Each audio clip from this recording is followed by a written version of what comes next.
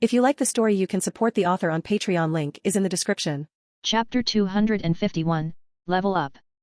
It's blooming. It's blooming. Paimon's eyes sparkled as she watched the glaze lily slowly unfold.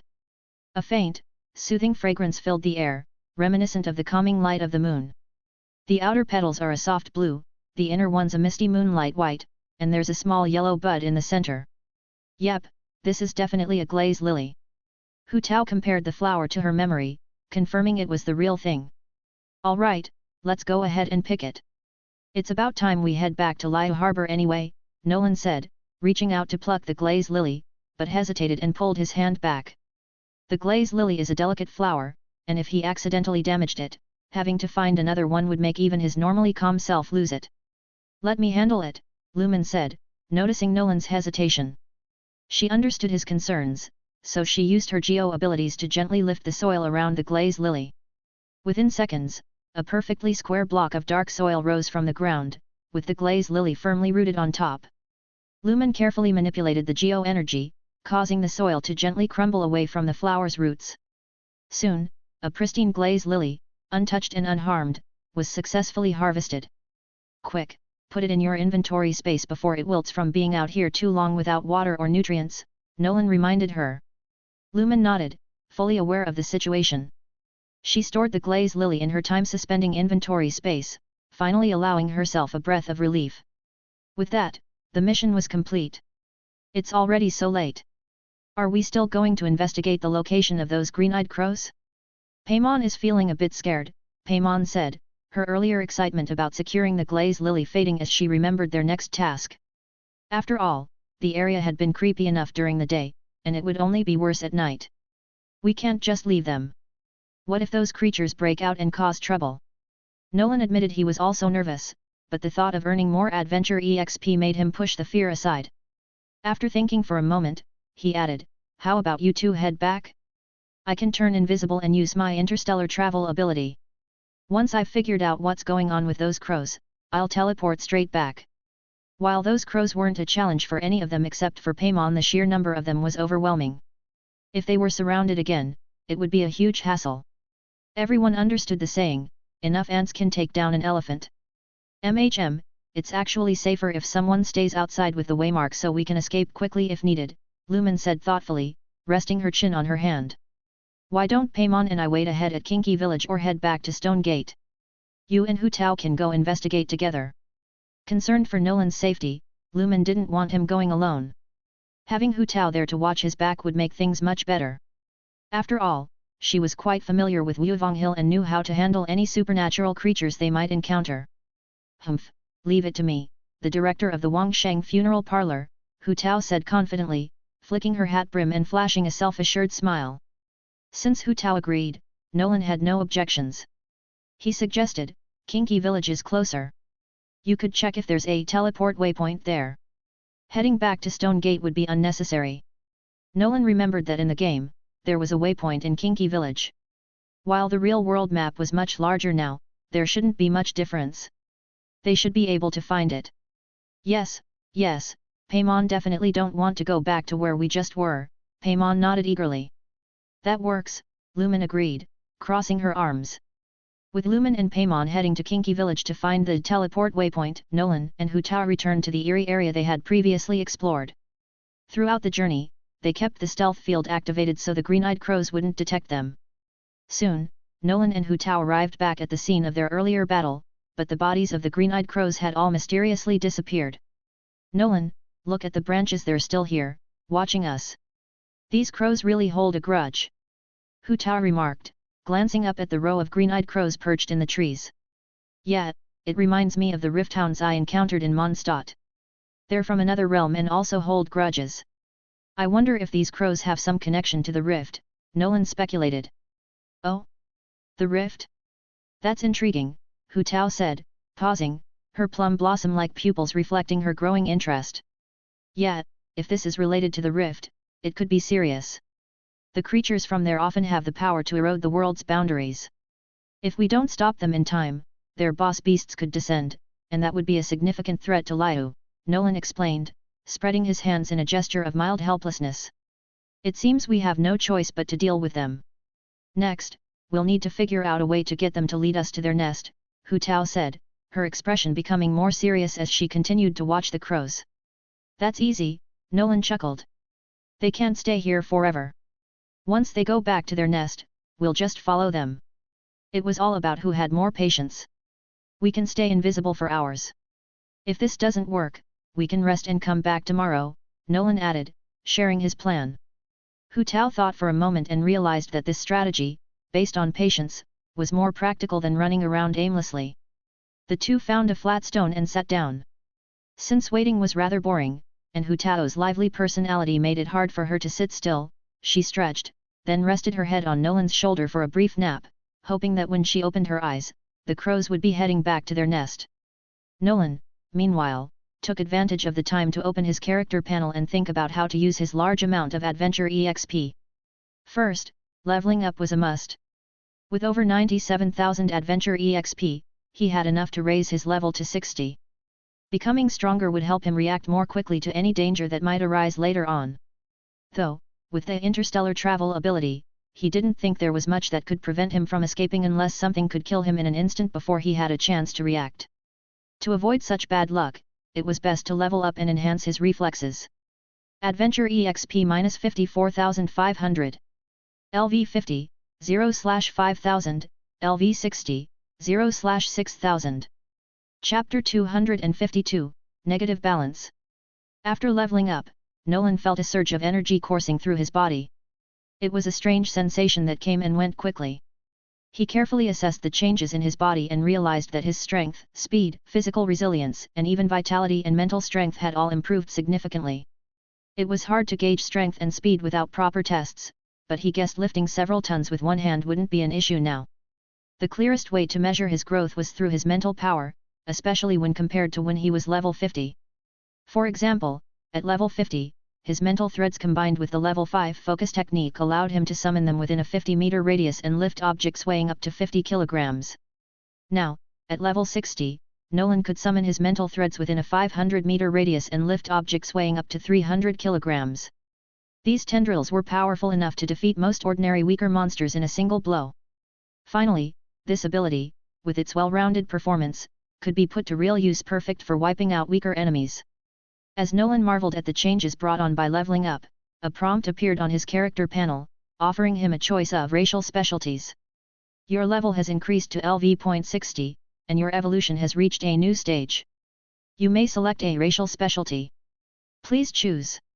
As usual, there were 3 options. Millennial Body, your evolution becomes more refined, massively boosting vitality, with a 10-fold increase in lifespan.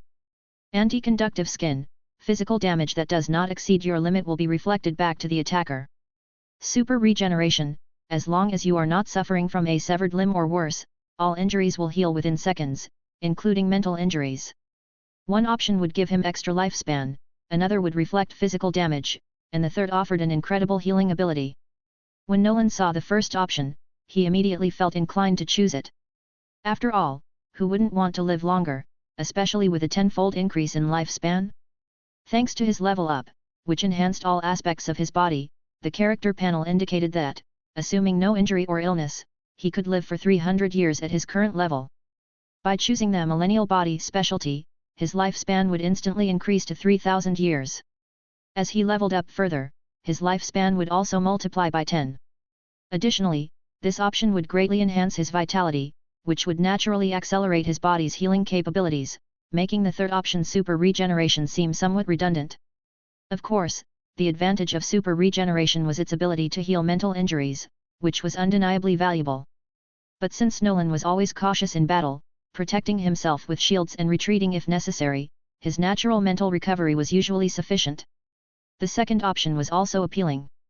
With it, anyone weaker than Nolan would find it nearly impossible to harm him physically. Unfortunately, it only applied to physical damage. In Teyvat, where elemental forces were the primary form of extraordinary power, the utility of this option seemed limited. After careful consideration, Nolan chose the Millennial Body.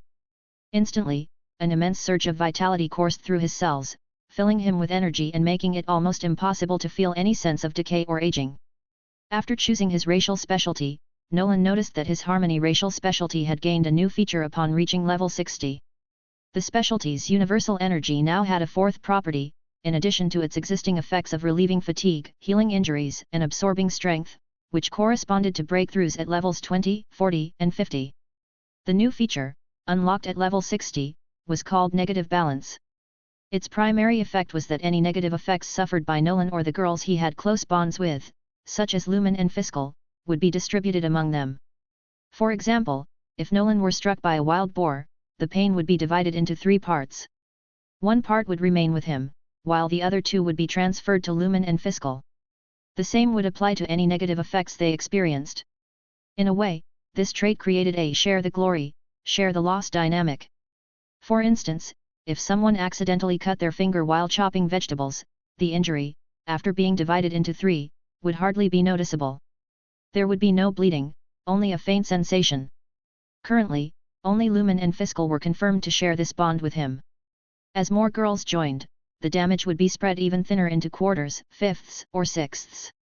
If they ever encountered a potentially lethal blow, it could be reduced to the point where no one might even feel it. The only concern was that if an enemy far stronger than them dealt a fatal blow, the distributed damage might still be too much for anyone to handle, making this a true share-the-loss situation. However, Nolan believed this scenario was rare enough not to worry too much. Additionally, the others could choose whether or not to accept the shared damage, making it an optional feature rather than a forced one. After understanding his body's changes, Nolan continued waiting in the forest for about an hour. Finally, he noticed the green-eyed crows beginning to move.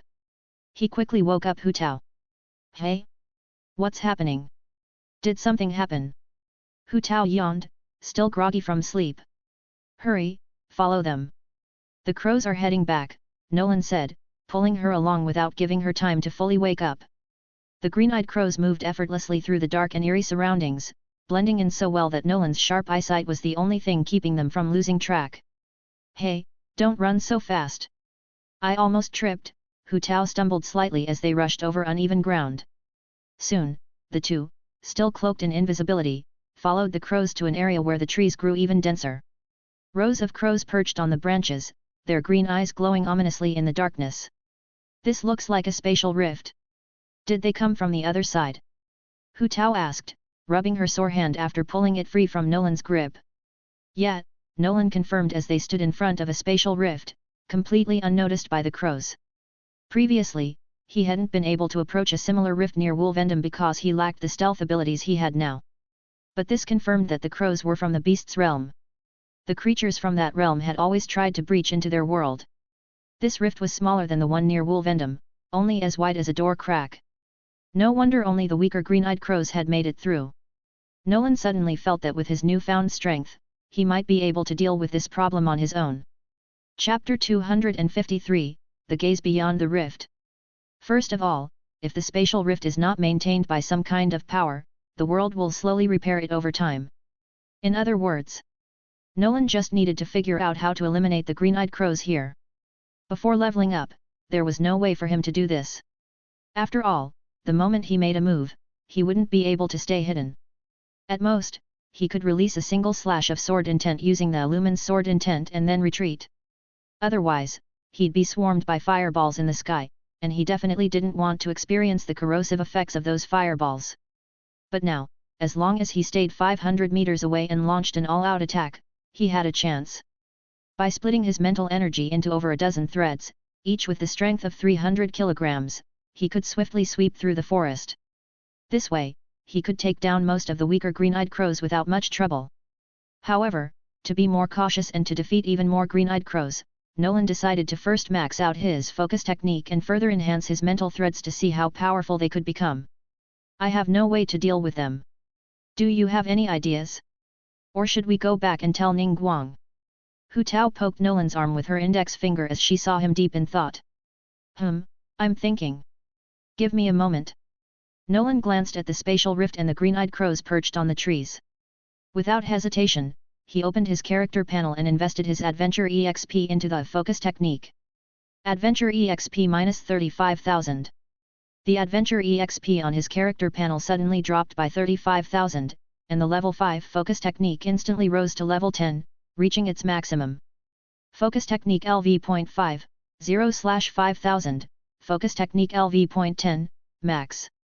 Just like the concealment form, once the focus technique reached its max level, it offered 3 different enhancement paths to choose from.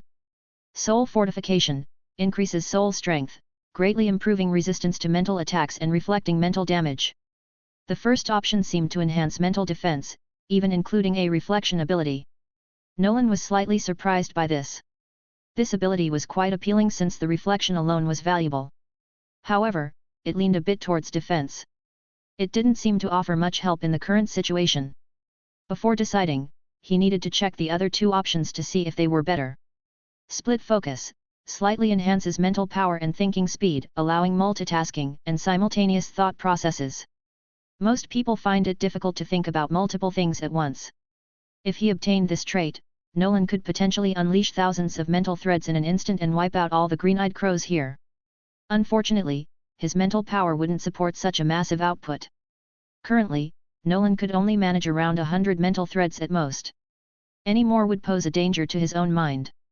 Of course, he could reduce the strength of each tentacle to release more, but if they couldn't defeat the crows, it would be pointless. Spirit Descent, increases the recovery speed of mental power and allows control over other bodies that lack resistance and can accommodate mental consciousness, with no distance limitation. The final option was also easy to understand. It allowed him to project his mental consciousness into others and control them. This seems pretty useful. The vessel that can hold mental consciousness likely refers to various creatures. Having no resistance probably means the creature is unconscious or asleep. If there were a powerful rock shield wall mid-natural nearby, Nolan could find a way to knock it out and then use his mental power to control it. He could then send it rampaging into the rift without showing up himself, and if it died, it wouldn't matter. Unfortunately, he had no idea where to find such a rock shield wall mid-natural. As Nolan struggled over which option to choose, he suddenly thought of the golden phantom he could summon using his lumen sword intent. It would definitely meet the requirement of having no resistance, but whether it could accommodate mental consciousness was uncertain. If that sword intent phantom could be controlled by him, well. Nolan had already imagined the scene of it slaughtering everything here. This idea stayed with him, and he couldn't shake it off. He decided to give it a try. If he could actually control the sword intent phantom, it would be much better than his original plan of using mental threads to sweep the area from 500 meters away. After confirming his choice, Nolan naturally understood how to use Spirit Descent. Let's go. I've thought of a good plan, but I need to test it first. Let's move a bit farther away. Nolan said to Hu Tao. Hu Tao crossed her arms and nodded, she had no objections. The 2 of them retreated a full kilometer away to avoid being detected by the crows. Once Nolan confirmed that there was no danger nearby, he deactivated his invisibility. Under Hu Tao's curious gaze, golden light appeared around him, slowly forming into a 3 to 4 meter tall enlarged version of Lumen. He attempted to use Spirit Descent on the sword intent phantom. It worked flawlessly. Nolan's consciousness effortlessly entered the golden sword intent phantom. Now, it felt like he was controlling 2 bodies at once. The feeling was incredibly strange. Nolan tried moving the sword intent phantom, and it didn't disappoint. The enlarged lumen separated from his synchronized movements and casually waved its sword on its own. So that's how it works. I didn't expect you to have such a skill. Hu Tao seemed to understand that Nolan planned to use the sword intent phantom to cause trouble for the monsters. It was indeed a very safe method. Hu Tao also had her own understanding of intent. She had mastered the afterlife spear intent, which was powerful so much so that, in terms of pure attack power, it was far superior to Nolan's sword intent. Unfortunately, it didn't have the magical quality of his. Not only did it take on Lumen's appearance, but now it could even move on its own. Wasn't that a bit exaggerated? Just a little trick. Let's head over and take a look. While controlling the golden sword intent phantom to rush toward the spatial rift, Nolan activated concealment form again, making both of them invisible. Without any external interference, he could maintain his invisibility. At Wuvong Hill, near the spatial rift, where the green-eyed crows gathered. The resting crows were suddenly startled by the brilliant golden light that rapidly charged into their midst. Their loud, screeching cries of caw-caw echoed through the air. In the chaos, the green-eyed crows took flight, creating the illusion of a dark cloud overhead once more. Countless green fireballs were launched toward the golden sword intent phantom, but every single one passed through without hitting it. In the next moment, the 3 to 4 meter tall golden sword intent lumen, under Nolan's control, raised its equally enlarged longsword and unleashed waves of sword energy at the airborne green-eyed crows. Since only Nolan could attack while the enemy's counterattacks were ineffective, the battle was utterly one-sided.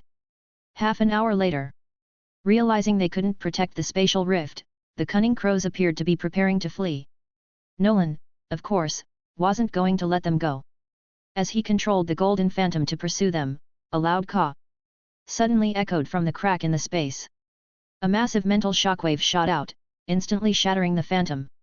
Before it disappeared, all Nolan had time to see was a pair of golden eyes staring at him from beyond the rift. There was no time to think. He hurriedly warned Hu Tao to run. Chapter 254, Mission accomplished. Liu, Kinky Village. Under the night sky, the terraced fields were filled with water that reflected countless stars. A few glowing fireflies flew across the surface, shining even brighter than the stars at this moment. Kinky Village, located to the left of Wuvong Hill, was a relatively quiet village. Most of the villagers were elderly, with few young people left, as most had gone to the city to seek opportunities. "Thank you so much, for helping me bring the cured meat down so late. You were asking earlier about some strange devices, right?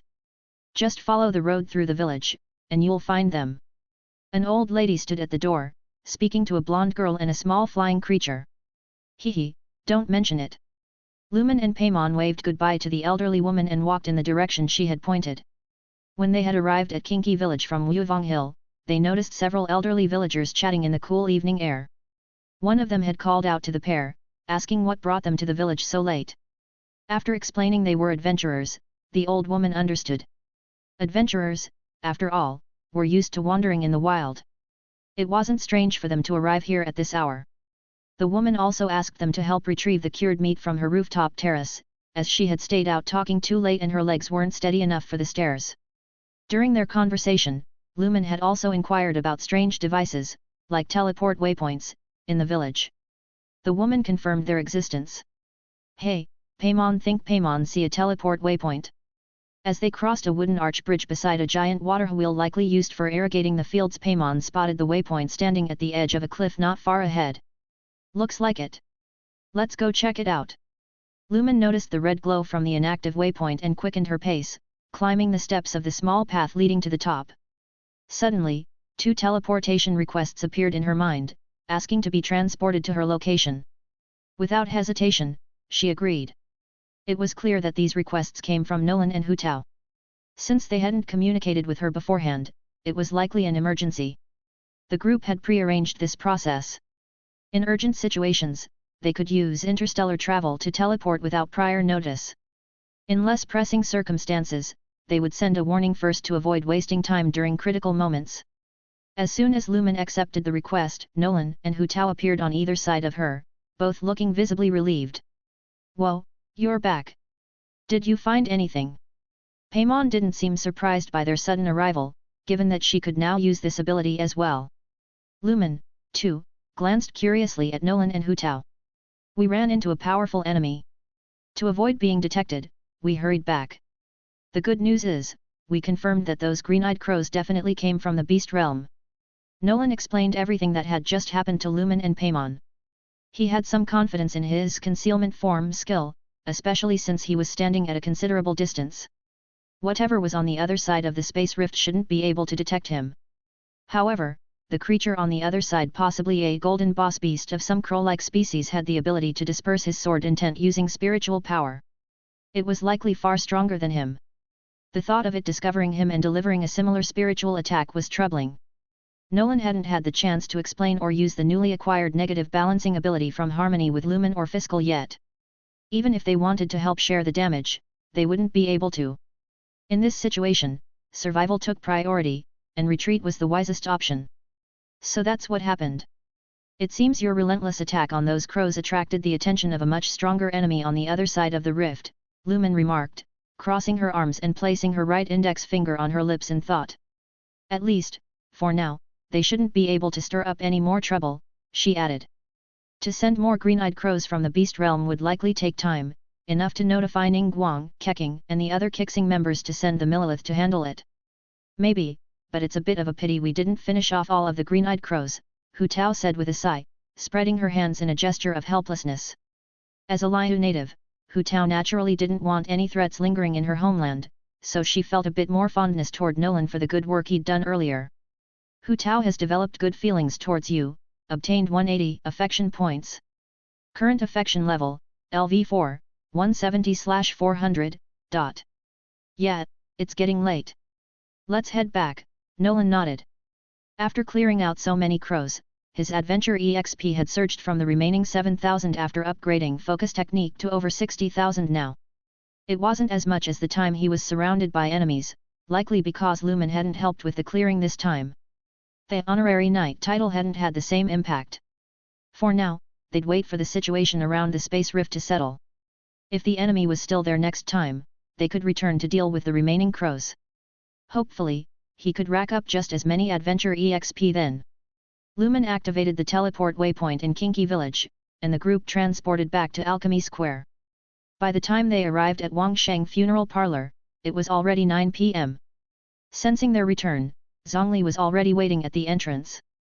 With his arms folded, he gazed thoughtfully at the softly flowing stream below the railing, seemingly contemplating some deep philosophical truth. "Oh, you're back, Director," Zhongli greeted as they approached. "So, are the everlasting incense and glaze lilies ready?" "Of course." Just as Nolan was about to respond, Hu Tao, with her hands on her hips, interjected somewhat discontentedly, "Zhongli, how can you just ask that right off the bat? We just got back. Can't you at least offer us some good tea first?"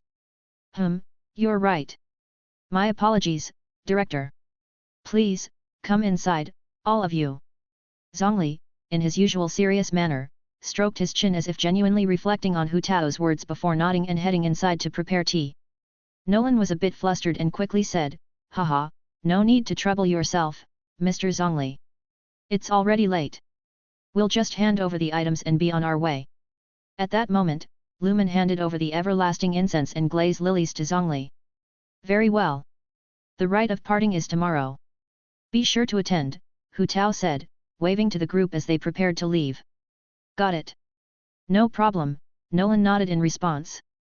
Afterward, he and Lumen returned to Alchemy Square and teleport back to Mondstadt. Chapter 255, Nighttime Baby. Mondstadt City. The small courtyard ahead remained unlit. Fiscal and Ounce didn't show up today. Probably they went home or went out on an adventure and didn't manage to return by nightfall. This was typical for adventurers like Nolan and Lumen. It seemed necessary to give Fiscal a waymark soon. After all, there was always some risk in the wild, and having a skill that allows for a quick escape could be crucial. "Paimon is so tired. Paimon just want to rest," Paimon said as she entered the house, finally back in a familiar and safe environment.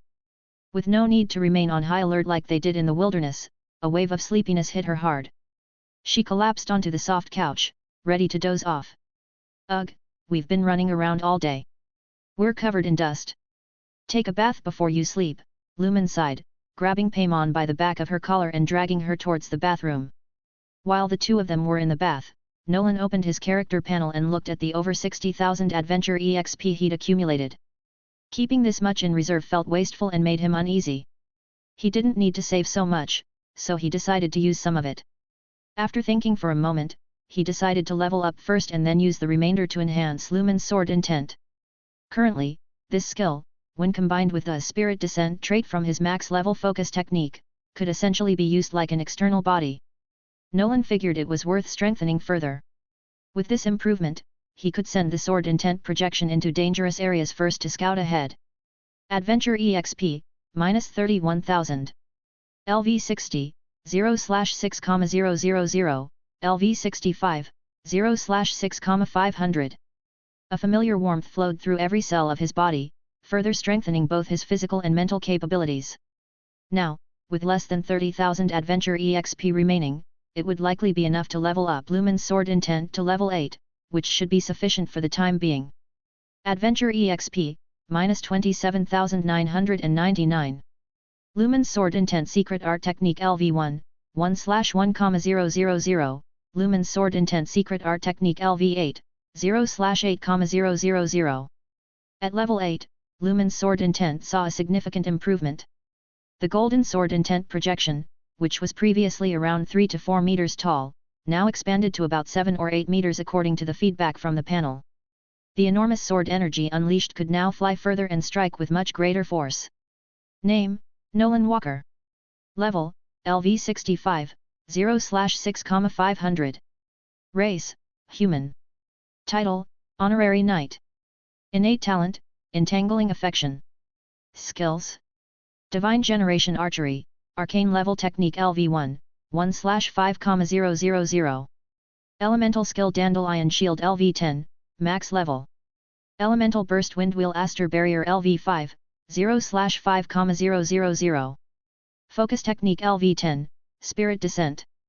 Concealment Form Secret Art Technique LV10, Domain. Lumen Sword Intent Secret Art Technique LV8, 0/8,000. Anmo Manipulation LV5, 0/5,000. Wind Pressure Sword Secret Art Technique LV2, 0/2,000. Arrow of Worlds Descent Secret Art Technique LV1, 1/1,000. Martial Arts LV2, 0/200. Specialties. Descender. Maiden Savior. Monster Slayer. Abundant Life. Gospel of the Sky. North Wind. Spiritual Threads. Harmony. Millennial Body. Adventure EXP, 1573. Nolan glanced at his character panel, noticing that he was left with just over 1,000 Adventure EXP. Wow, that went fast. After Lumen and Paimon finished their bath, they used wind element power to dry their hair and headed off to bed. Once they were done, it was Nolan's turn to take a bath. After fighting those crows twice, Nolan had worked up quite a sweat, and skipping a bath would definitely feel uncomfortable. Time flew by, and after about 10 minutes, he finished his bath and emerged from the bathroom, just as Lumen, dressed in a white short-sleeved nightgown, got up from the couch and headed towards the bathroom. It seemed she had been waiting for him to finish so she could use the restroom. Ha! Not long after, Lumen stretched as she exited the bathroom. Her chest rose with the movement, and her nightgown lifted slightly, revealing a glimpse of her pale, soft stomach. Get some rest, Lumen said casually as she passed by Nolan, clearly drowsy and ready to head to bed. Tomorrow's ceremony would confirm whether the Geo Archon had truly passed away, and the mighty and illuminated Adepti would likely arrive at Laiu Harbor as well. She just hoped there wouldn't be any conflict with the Kixing. With her adventurer's intuition, Lumen had a nagging feeling that tomorrow's ceremony wouldn't go smoothly. Nolan's gaze lingered on Lumen's delicate figure, barely concealed under her thin nightgown, and the thought that she might not be wearing anything underneath stirred something deep within him, a desire that he couldn't shake off. Lumen's affection for him had reached the maximum level by now, and he figured it was time to take their relationship to the next level. Thinking this, Nolan instinctively reached out and grabbed Lumen by the arm. Hey? What is it MMPH? Before Lumen could even turn to ask, her soft lips were suddenly covered by his, their bodies pressing closely together.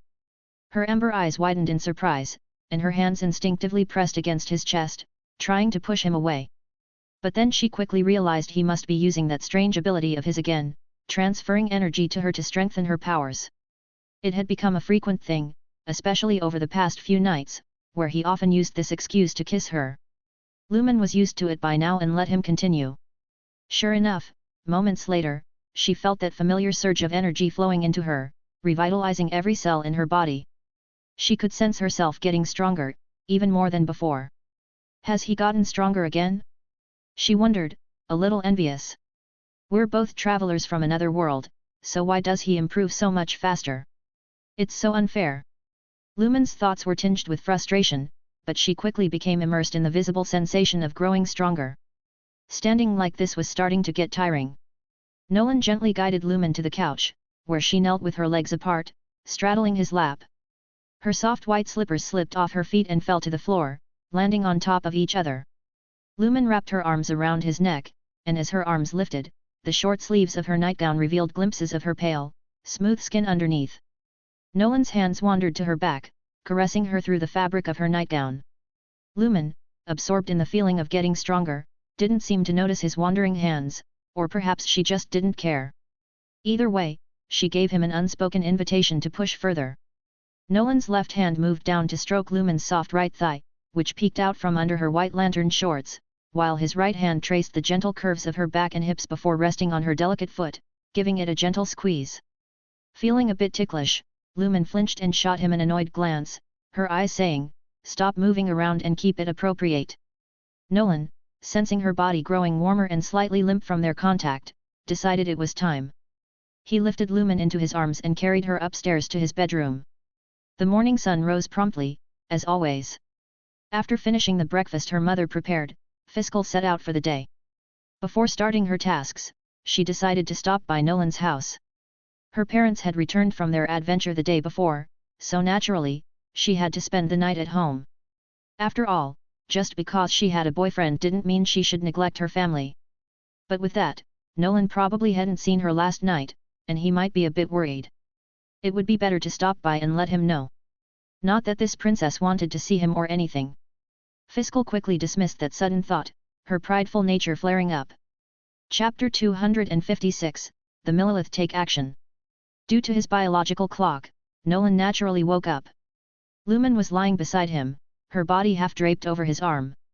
While the warmth and softness felt pleasant, it was causing poor blood circulation, making his arm a bit numb. He gently tried to wriggle his arm free from her embrace. Unfortunately, he wasn't successful. Instead, she clung to him even tighter, seemingly applying more strength. This wasn't something she was doing unconsciously in her sleep. Nolan looked up slightly and, as expected, saw Lumen's eyes open, calmly staring at him, though there was a hint of annoyance. Does it still hurt?"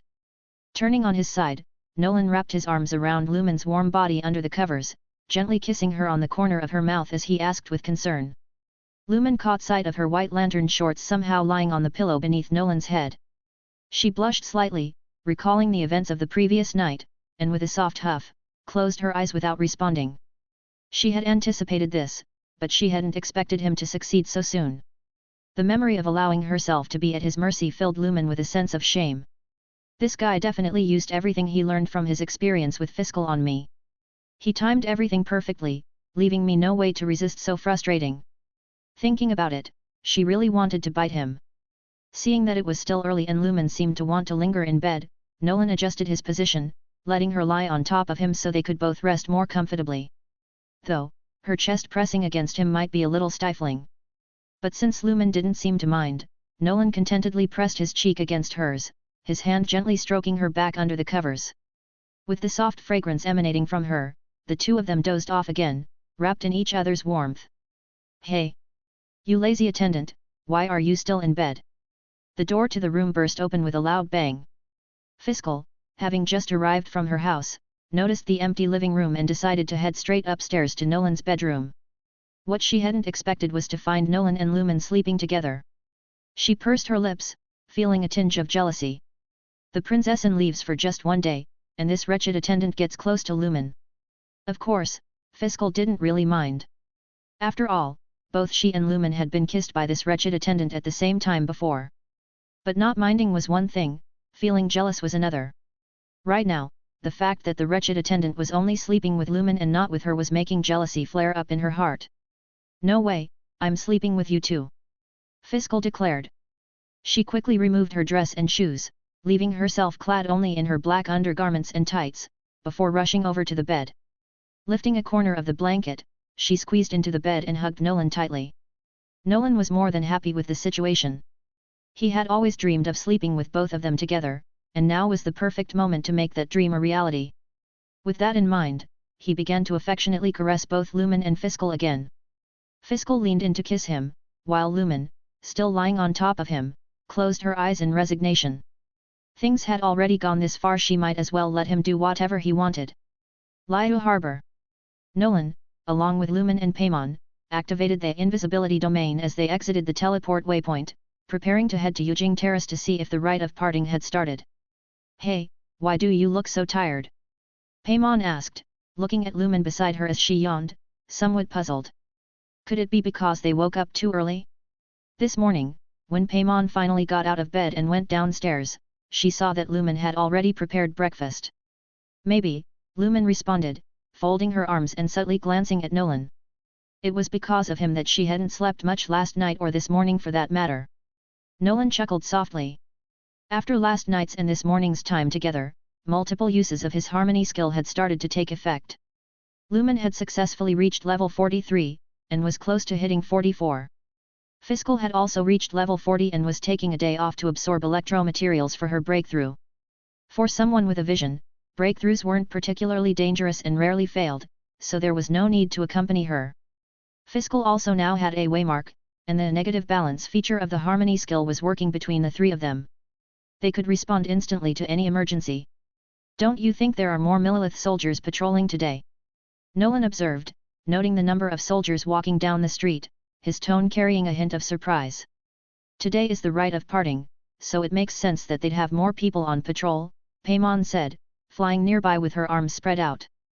"It's just, they don't seem to be on a routine patrol.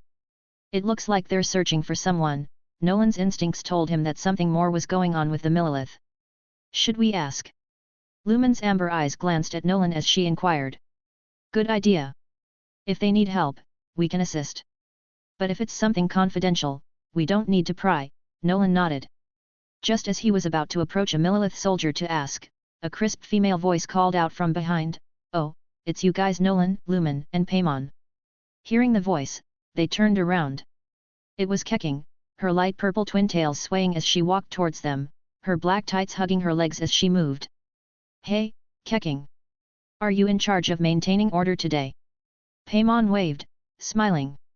"Yes, that's right. The Adepti will be arriving in Liyue Harbor today, and we need to ensure no troublemakers, especially the Fatui, take the opportunity to cause chaos. We've stationed extra personnel to monitor them and limit their movements," Keqing explained, resting a hand on her hip and lightly tapping her chin.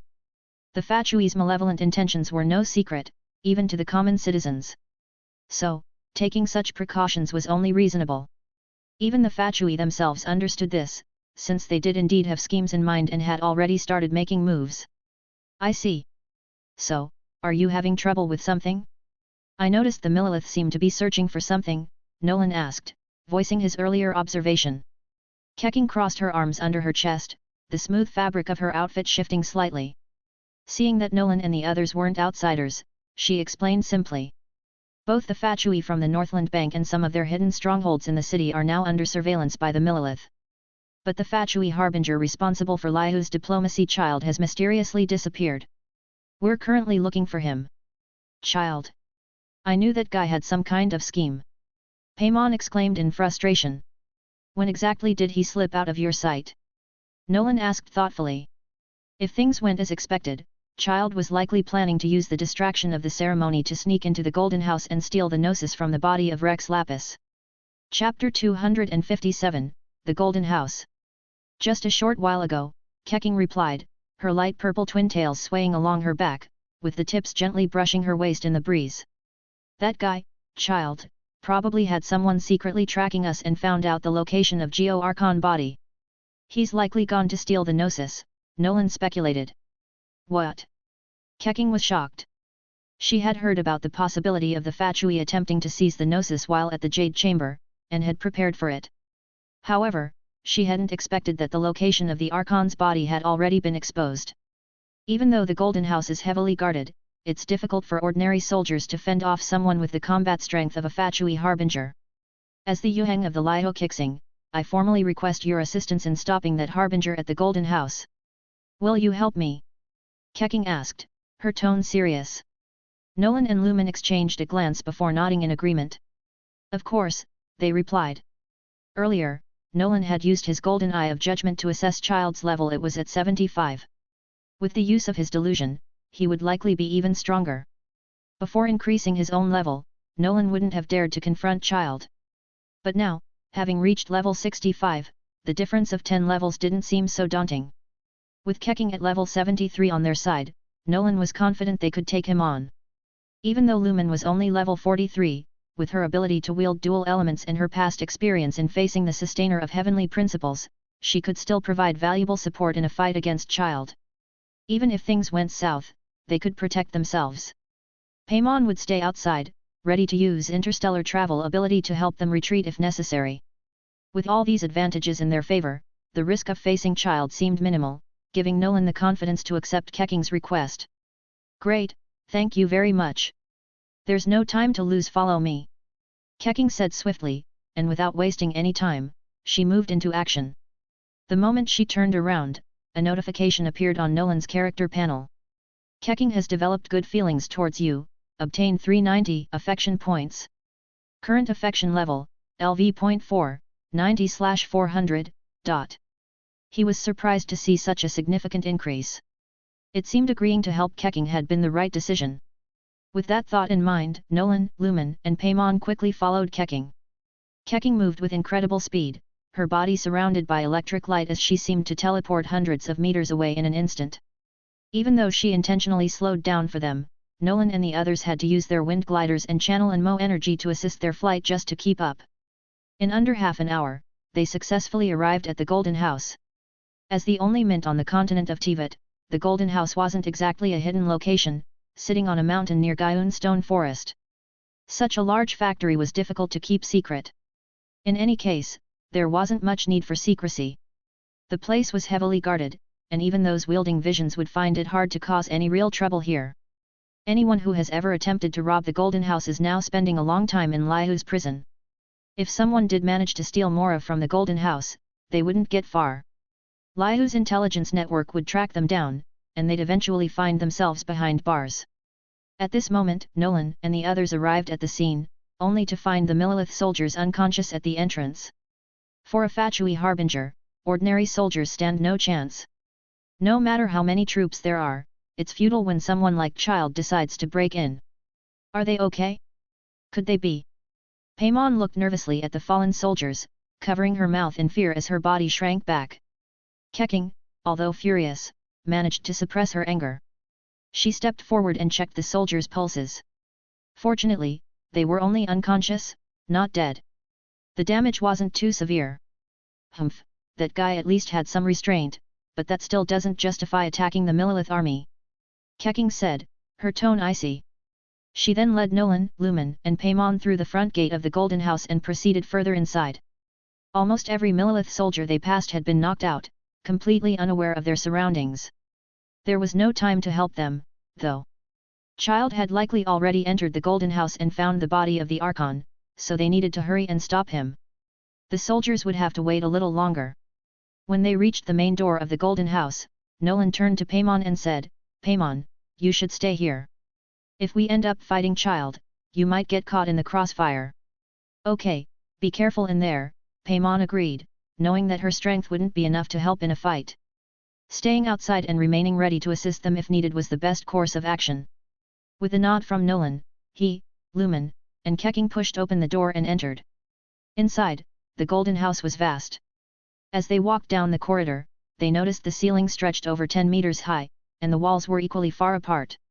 Looking ahead, they could see various passageways branching off into unknown directions. Keqing didn't waste time wandering around. She led them directly to the location where the body of Geo Archon was kept. After a short while, they arrived in a large room. At the back of the room, the half-dragon, half-Kylan form of the Archon's body lay, encased in some protective device. Its majestic appearance was awe-inspiring, as though it might open its eyes at any moment. Where's Childe? It seems like he's not here, Lumen observed, scanning the room. Apart from them, the Fatui harbinger was nowhere to be seen. Had he already completed his task? Let's check if the Archon's body is damaged, Keqing said, frowning. If they were too late, the Fatui might have already taken the Gnosis. Right, Nolan agreed, following Keqing toward the Archon's body. He activated his golden eye of judgment to detect any ambushes. Suddenly, a voice echoed from behind them. Ah, thank you for leading me here. Apologies, this Golden House is a bit of a maze, and I got lost for a moment. They turned to see Childe, surrounded by the glow of hydro energy, running at high speed along the wall, heading directly toward the Archon's body. Don't even think about it. Keqing reacted quickly, summoning a bolt of lightning in her hand and launching it at Childe. Humph, mere tricks. Childe sneered. Summoning a longbow infused with hydro energy, he wielded it like a melee weapon, attempting to deflect the lightning strike. Chapter 258, 3 against 1, the advantage is ours.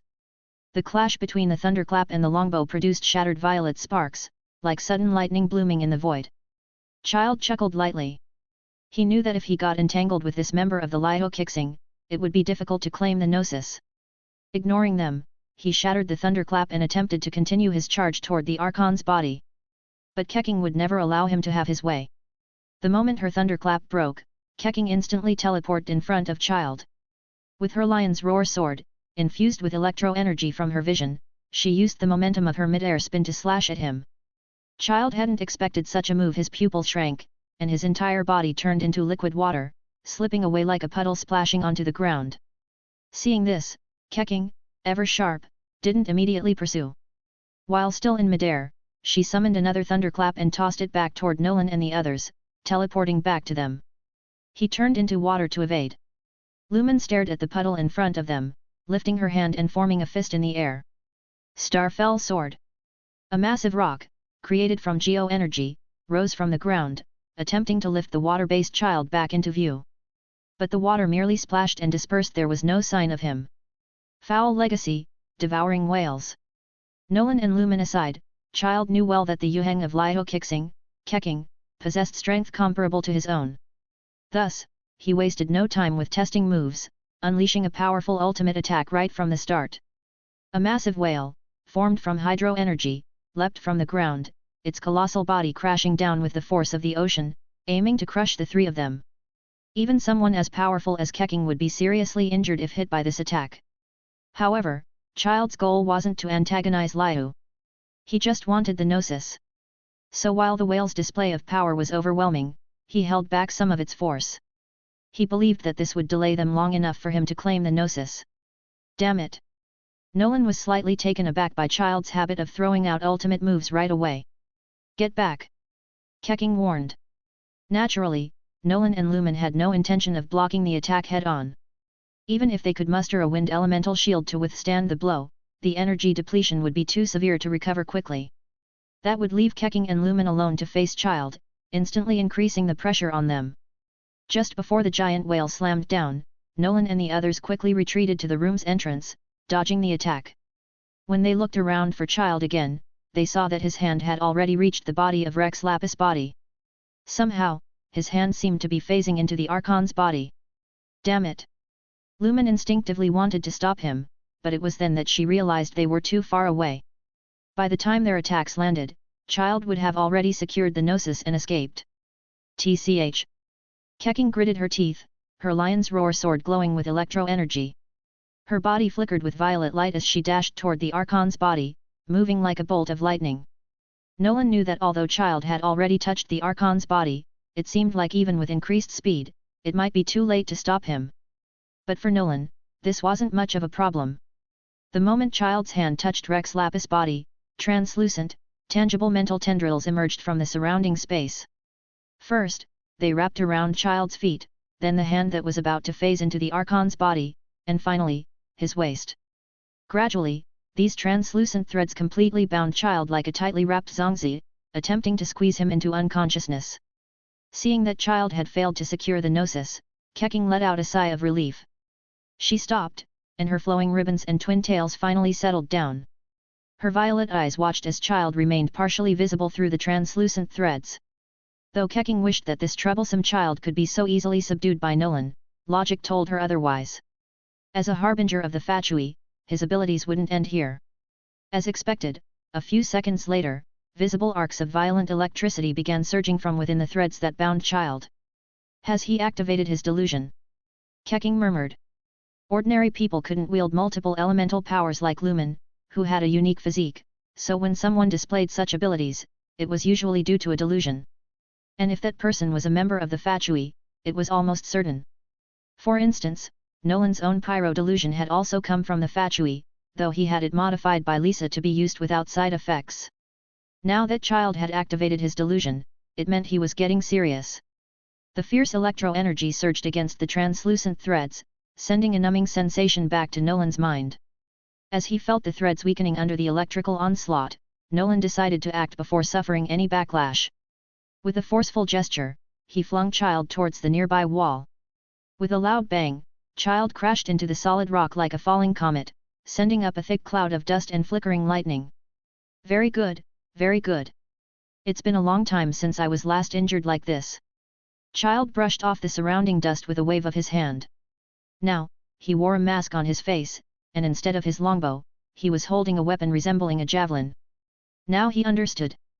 If he didn't take care of these nuisances first, it would be hard for him to obtain the Gnosis. That was fine. Being sent to Laya for diplomatic work was always a poor fit for a warrior like him. Childe had been itching for a fight. You first. Childe's eyes locked onto Nolan, the unassuming young adventurer who had caused him so much trouble. He had already touched Rex Lapis' body, mere moments away from claiming the Gnosis, but this guy had stopped him. Therefore, this nuisance had to be taught a lesson. Nolan's golden eye of judgment focused on Childe, who had raised his power to level 78 with his delusion. Sensing the danger, Nolan wisely activated his wind elemental shield. All defenses are futile before absolute power, Childe sneered. In a flash of electro-energy, Childe disappeared from sight. When he reappeared, his javelin was already stabbing towards Nolan's wind shield. However, to Childe's surprise, the shield didn't shatter upon impact. Instead, the wind and electro elements clashed violently, seemingly at a standstill. How could this be? Chapter 259, Transformation. As one of the Fatui harbingers, Childe was among the most powerful warriors in the world. He could understand if someone like the Yuheng of Liu, Keqing, could fight him to a standstill, but how could this so-called honorary knight who had only played a minor role during Mondstadt's dragon crisis be his equal? Haha, well, this is getting interesting. Childe's surprise came from the sheer absurdity of the situation, not out of jealousy toward others. As a pure warrior, Childe felt grateful that there were still strong individuals out there to challenge him. But as the 11th harbinger of the Fatui, encountering Nolan at this critical moment was nothing but an obstacle. So, I'll save the thrill of enjoying battle for another time.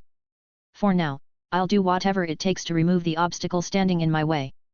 Foul Legacy, Ultimate Thunder Spear. The weapon in Childe's hand crackled with even more violent lightning. Even with a high-grade delusion specifically crafted for the Fatui harbingers, his body was beginning to struggle under such immense power. What the hell is this guy thinking? Nolan could feel his Anmo elemental shield draining rapidly. If this continued for much longer, it would break in less than a minute. After a moment of deliberation, he summoned his translucent mental threads once again.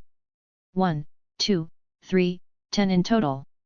10 threads shot out from the surrounding space toward Childe, who was now wrapped in a storm of lightning. At the same time, Nolan raised the Moonlight Greatsword in his hand. Activating the power of the Lumen Sword Intent, a giant golden silhouette of a girl, 7 to 8 meters tall, appeared behind him, perfectly mirroring his movements. As Nolan swung the Moonlight Greatsword toward Childe, the giant silhouette followed suit. This was a strike so powerful, it seemed as if it could tear through the very fabric of space itself. 2 attacks at once. Let's see how you handle this. Nolan thought to himself with a faint smirk. Humph, Childe's play. Childe had already experienced the power of those translucent threads. Despite their seemingly immense force, they could exert no more than 500 kilograms of pressure. If it hadn't been for their ability to attack his mind, he wouldn't have been restrained so easily earlier. Begone. Childe rechanneled the full force of his delusion, transforming its concentrated power into a radiating shockwave. The burst of electro-energy shattered the translucent threads in an instant. Nolan felt a momentary dizziness, but quickly recovered. Behind him, Lumen, as well as Fiscal, who had just broken through in Mondstadt, felt the same disorienting sensation. The feedback from the broken threads was divided among the three of them, lessening the overall impact. In the end, it didn't cause too much harm, and Nolan's sword strike still advanced toward Childe with full force. Childe, now with no time to dodge, braced himself as the sword came crashing down. He could only raise his weapon to block. First, he easily deflected the heavy sword's strike. But when the golden longsword followed, Childe's feet sank into the ground, creating cracks in the solid surface beneath him. You fool attendant! My head just felt dizzy for a moment. Who are you fighting with? Do you need my help? As Nolan and Childe were locked in intense combat, Fiscal's voice echoed in his mind, accompanied by a request to teleport to his side. No need, I'm with Lumen and one of Liu's Kixing, ganging up on an arrogant thief. We have the upper hand. I just slipped up a little, but nothing serious. If things get dangerous, I'll use the teleport to escape. Don't worry. To avoid making Fiscal overly concerned, Nolan quickly explained the situation in his mind. He didn't need Fiscal's help right now. She wasn't yet strong enough to face a Fatui harbinger. If she got injured, it would be unnecessary and dangerous. Lumen, watching the stalemate between Nolan and Childe, lightly stomped the ground with her right foot. Using her geo power, sharp stone spears rose from the earth, shooting toward Childe. Seeing the stone spears coming, Childe realized he wasn't invincible and didn't have enough elemental energy left to fend off Lumen's attack while battling Nolan. In desperation, he funneled a massive amount of electro-energy into his already damaged weapon. The weapon shattered with a violent explosion of electro-energy, blasting Nolan back and forcing Childe to retreat, narrowly dodging Lumen's assault. Starwood Sword. Before Childe could catch his breath, another threat appeared behind him. He quickly pulled out his longbow from his vision and blocked the strike. Even so, the force of the blow sent him flying, slamming into the wall and creating more cracks. Kneeling on one knee, Childe coughed lightly before standing up, exhaling deeply as he remarked. Really now, 3 against 1? That's a bit unfair. The last time I was this cornered was when I fought my master. Humph, enough with the talking. Surrender now, and you might suffer less. Keqing sternly said, her eyes still locked on the Fatui harbinger, remaining vigilant. Yuheng of Liu, you're also spouting nonsense. Childe shot back, mockingly. As he spoke, his body began to float in the air. He sighed and said, seems like I'll have to use my ultimate technique to defeat you all. What is he up to? Lumen's amber eyes showed a hint of confusion. Who knows, but since he's the enemy, whatever he's planning, we have to stop him. Keqing stomped forward, closing the distance to Childe in an instant like a blur. Her lion's roar sword, coated with electro-energy, slashed downward once more. Agreeing with Keqing, Lumen infused her sword with Inmo power, preparing to trigger a swirl reaction to maximize the damage against Childe. Nolan, of course, followed closely behind. He had a feeling Childe was about to use his foul legacy transformation. During the game's story, Childe had pulled out this trump card in the final phase. Back then, Nolan had thought it looked pretty cool. He'd even briefly considered pulling for the male character. But after a trial run where transformation wasn't possible, he dropped the idea. Knowing that Childe would become much stronger after using foul legacy transformation, Nolan naturally wanted to prevent him from successfully activating it. Though he wasn't sure if he could interrupt Childe's spell, he had to try. If not, the Harbinger might balance out their numbers advantage, making things much more difficult. Ha, you think you can stop me? It's too late. Childe activated foul legacy transformation with incredible speed. Just as the 3 of them approached, a surge of power blasted them away. Chapter 260, Able to teleport. Can I still fight? Several smooth, translucent threads extended from the void, gently wrapping around Lumen, Keqing, and Nolan's waists, lowering them safely to the ground. As everyone looked up slightly, they noticed that Childe had undergone a significant change in appearance. He was now floating in mid-air, his mask had turned red, with a single blue glowing monocle in the center. The weapon in his hand was no longer a bow or twin blades, but rather a spear-like weapon, one end of which resembled a blade. To Nolan, it looked more like a long-handled broadsword. As expected from Childe, who had the talent to master all kinds of weapons, it seemed like he could wield anything with ease. Although Nolan figured he could probably do the same if he wanted to, he already had no obvious weaknesses in his current skill set. Learning too many things would only spread his Adventure EXP thin. For now, focusing on improving his existing skills was enough. When he had more Adventure EXP to spare, he could learn a few more weapon techniques. That way, he might be able to respond to specific opponents with greater finesse. What's going on with him? He feels a lot stronger. Keqing gazed at the dramatically altered Childe, her usually fair and delicate face now filled with tension. This might be Childe in his strongest form, having revealed all his trump cards. Stay sharp, everyone. Nolan exhaled quietly, gripping his sword hilt tighter, ready to attack or defend at a moment's notice. He noticed that Childe had now reached level 82, clearly a significant boost from the foul legacy transformation. Haha, now it's my turn to attack. Childe's voice sounded synthesized and strange, but there was a clear note of amusement in it. As soon as the words left his mouth, he vanished from where he stood, covering a considerable distance in an instant, appearing right in front of Nolan and the others. With a weapon infused with both electro and hydro elements, he swung the blade from left to right, aiming at them. He can wield 2 elements at once. Lumen, though surprised, reacted swiftly. As soon as she saw the attack, she infused her long sword with geo-energy and raised it to block. Though the geo-element was solid and sturdy, Lumen's physical strength wasn't as great as Childe's. Her blade, blunt-edged, could barely hold the line as she was slowly pushed back. "You're too weak." Childe increased the pressure, and the blade moved closer to Lumen's neck at a faster pace. Nolan swung his great sword at Childe's waist, while Keqing joined in, summoning sharp purple swords made entirely of electro-energy around her. All of the sword tips pointed directly at Childe. Starwood Sword. With a soft command from Keqing's lips, countless purple swords shot towards Childe. Faced with the combined might of their attacks, Childe had no choice but to retreat, vanishing from the spot. Nolan's great sword and Keqing's purple swords all struck empty air. Childe reappeared a short distance away, his long-handled broadsword slashing rapidly, sending out multiple water blades towards them. Keqing quickly redirected her purple swords to clash with the incoming water blades. As the attacks cancelled each other out, neither side gained any advantage. Even when a stray water blade narrowly missed and came their way, Lumen quickly summoned several massive geo-constructs from the ground to block it. Nolan noticed that Childe possessed the ability to teleport, greatly enhancing his mobility. Even someone as fast as Keqing had difficulty landing an attack on him. After some thought, Nolan planted his great sword into the ground, activating the spirit descent feature of his focus technique. He controlled the phantom of his sword energy to approach Childe, slashing out golden sword waves. At the same time, Nolan took out his adventurer's hunting bow. To deal with an enemy that could teleport, naturally, using similar tactics would yield better results. He infused the arrow with fire elemental energy from Lisa's modified delusion and took aim at Childe.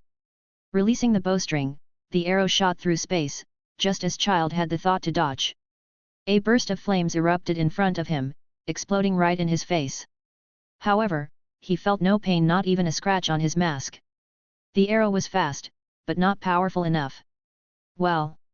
Nolan watched as Childe hovered in the air, completely unharmed, feeling a bit helpless.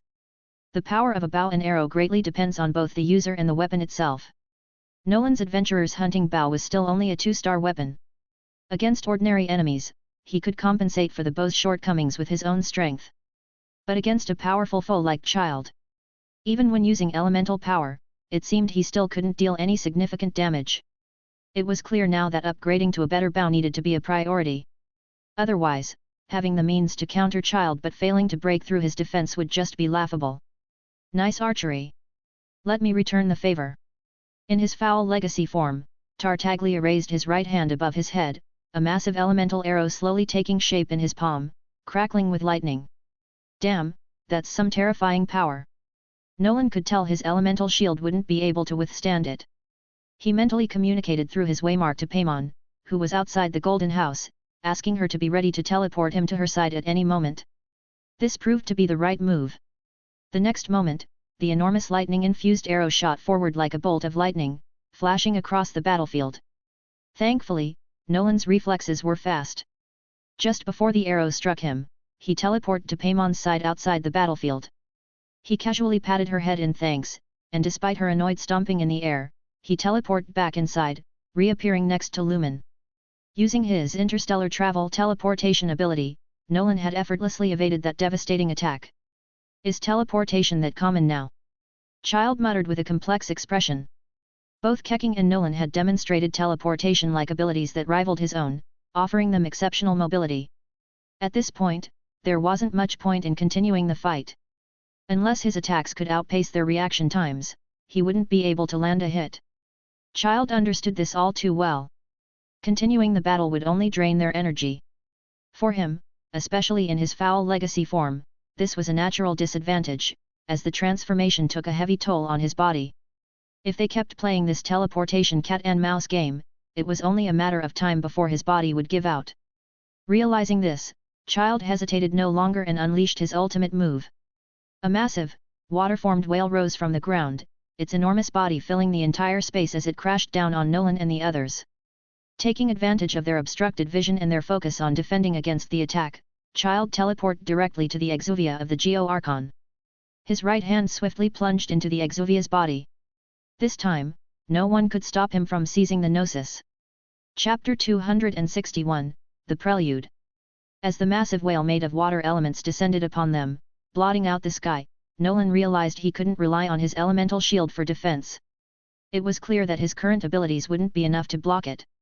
With no other choice, just like before, everyone retreated into the corridor to avoid the attack.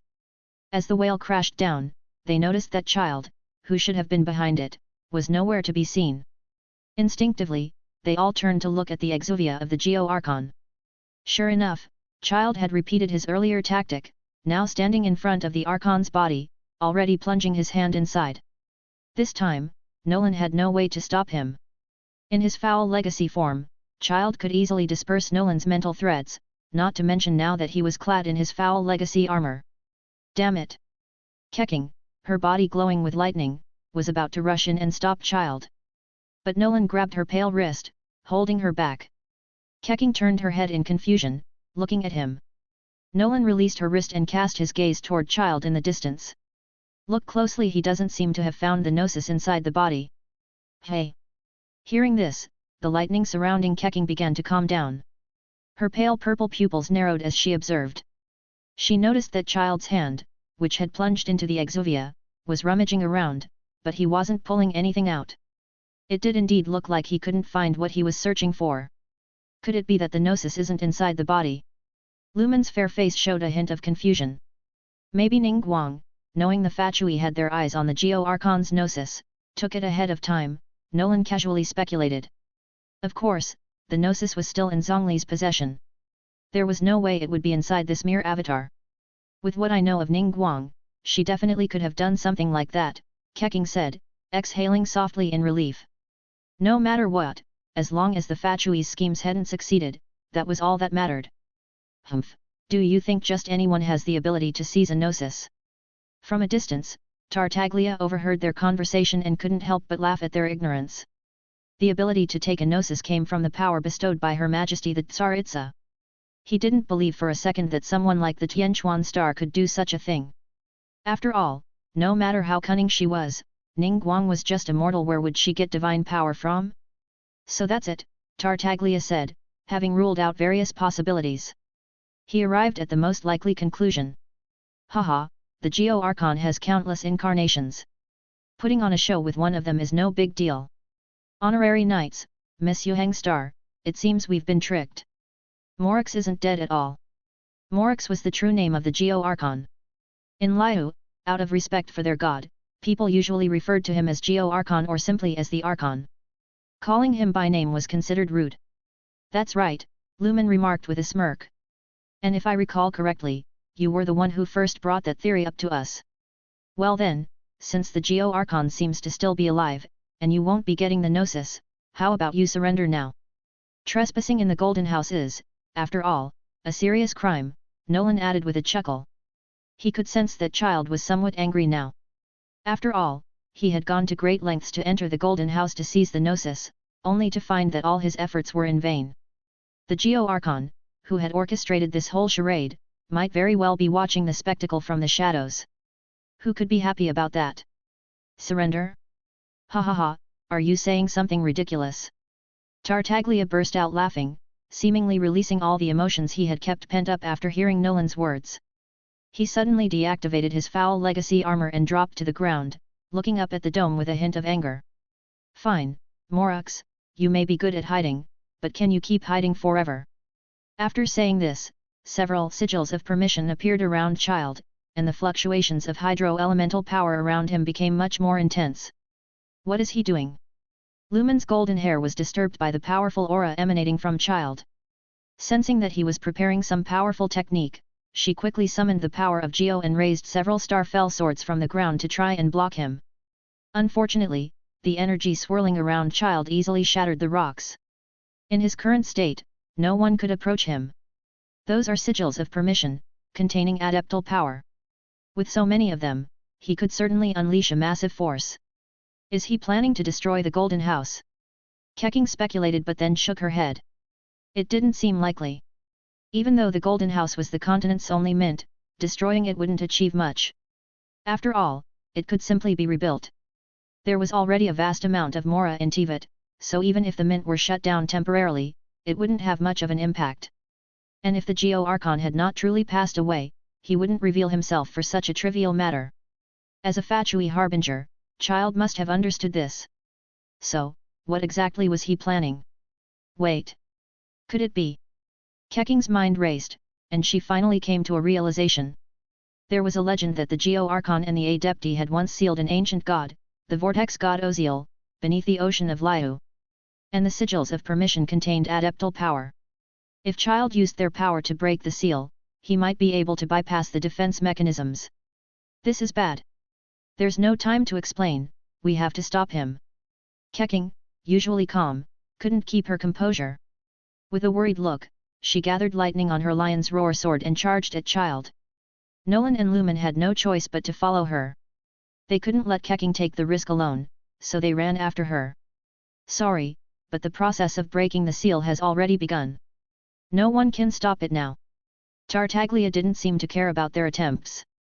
Around him, the sigils of permission formed a circle above his head. The runes on the sigils began to glow.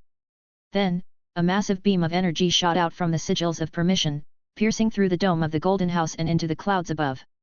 Keking, Nolan, and Lumen were all pushed back by the overwhelming tidal wave of energy, unable to get anywhere near Childe. Meanwhile, at Gaiun Stone Forest, the previously clear blue sky had turned dark with storm clouds. Suddenly, a beam of light shot down from the clouds, crashing into the sea below. A massive vortex slowly began to form. Beneath the water, the vague outline of a colossal creature could be seen rising to the surface. On the platform outside the Jade Chamber, Ning Guang, the Tianquan star, stood with her secretaries, ready to greet the arriving Adepti. But as she watched the sky darken and noticed the abnormality in the distant sea, her expression grew serious. Placing her hands below her chest, Ning Guang frowned and said, "A great trouble is coming." Chapter 262, Crisis from the Archon. Beiwen, Baixiao, go summon Ganyu and Miss Shenhe, Ning Guang instructed the two figures standing behind her. They would need the help of both to face the Archon. What surprised her, however, was how the Vortex Archon seal had suddenly been broken. Could something have gone wrong on Keking's side? While Ning Guang pondered this, she suddenly looked up and noticed something flying towards the Jade Chamber from the distant sky. It was a massive deer, galloping across the sky as though the air itself were solid ground. The deer's eyes were golden, exuding an aura of seriousness and authority. This was none other than Mountain Shaper, one of the Adepti of 3 Eyes and 5 Manifestations. On either side of the deer flew 2 different colored celestial birds. One had predominantly white feathers with touches of pale blue, while the other had a black body with a white neck and long feathers on its wings that resembled the colors of sunset. They were Cloud Retainer and Moon Carver, 2 other powerful Adepti. At first glance, the Adepti seemed distant, but in the blink of an eye, they had descended before Ning Guang, standing gracefully on the platform of the Jade Chamber. "Esteemed Adepti, it has been a long time," Ning Guang said, stepping forward in her high heels and offering a polite greeting. "Humph, Ning Guang, first the Geo Archon was murdered, and now the seal of an Archon has been broken. Perhaps Liu no longer needs the Kixing," Mountain Shaper said sternly, his voice filled with authority. It was the kind of voice that could make ordinary people tremble and struggle to stand. What the Adeptus says has merit. However, the system of the Liu Kixing was established by the Geo Archon himself. With his cause of death still unknown, it's best not to say things that won't help us find the culprit. Wouldn't you agree? Ning Guang responded calmly. The Kixing were not subordinates of the Adepti, nor did they need to follow anyone's orders except for the Geo Archon. Ning Guang maintained her dignity, though she still showed the necessary respect. "You." "Humph, I've heard many rumors along the way regarding the Archon's death. One of those rumors is that the Kixing wanted sole control over Liu and conspired to kill the Archon during the Rite of Dissension. Is there any truth to this?" Mountain Shaper asked, his tone sharp and accusatory. "Adeptus, with the Archon's divine strength, no mortal could possibly assassinate him. Without power on the level of a god, it simply isn't possible." "There's no need to test me with these baseless rumors," Ning Guang replied, crossing her arms, unfazed by the Adepti's imposing presence. "Enough, Mountain Shaper. We came here to investigate the Geo Archon's death.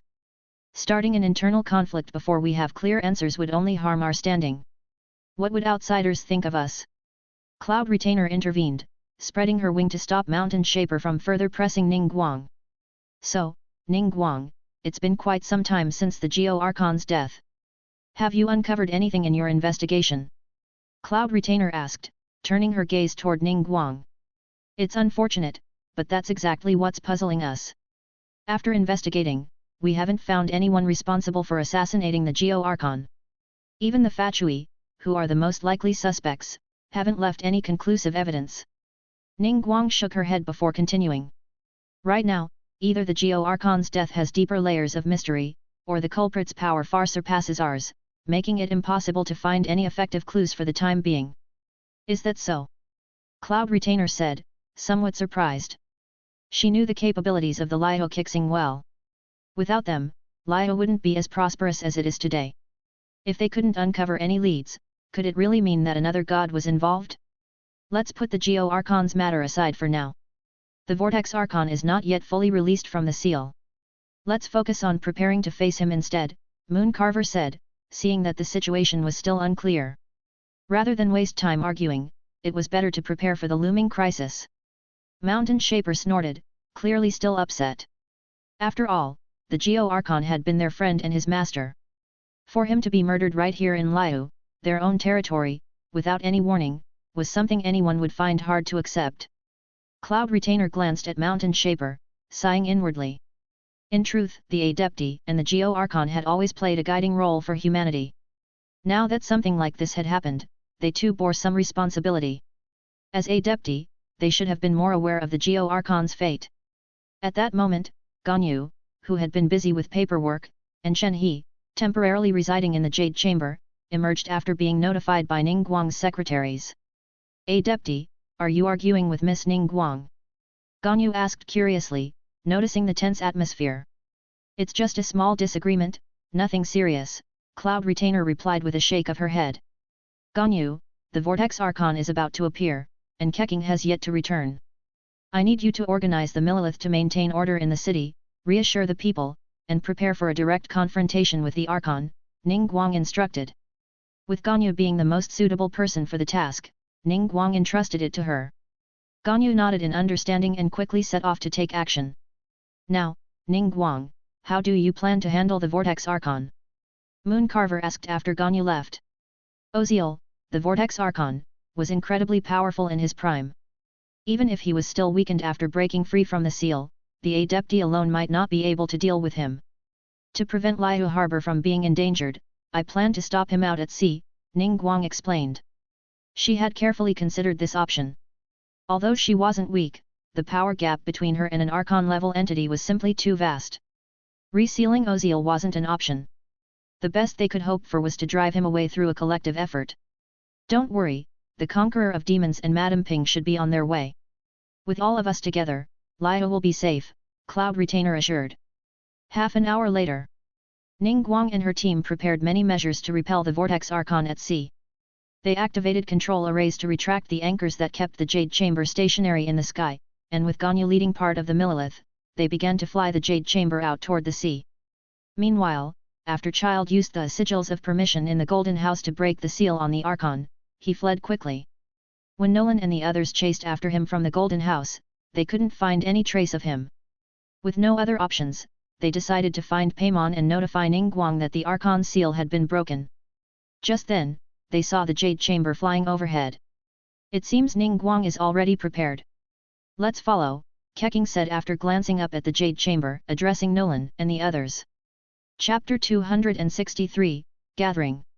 Nolan used his Enmo power to effortlessly propel the group towards the Jade Chamber, landing them on the front platform.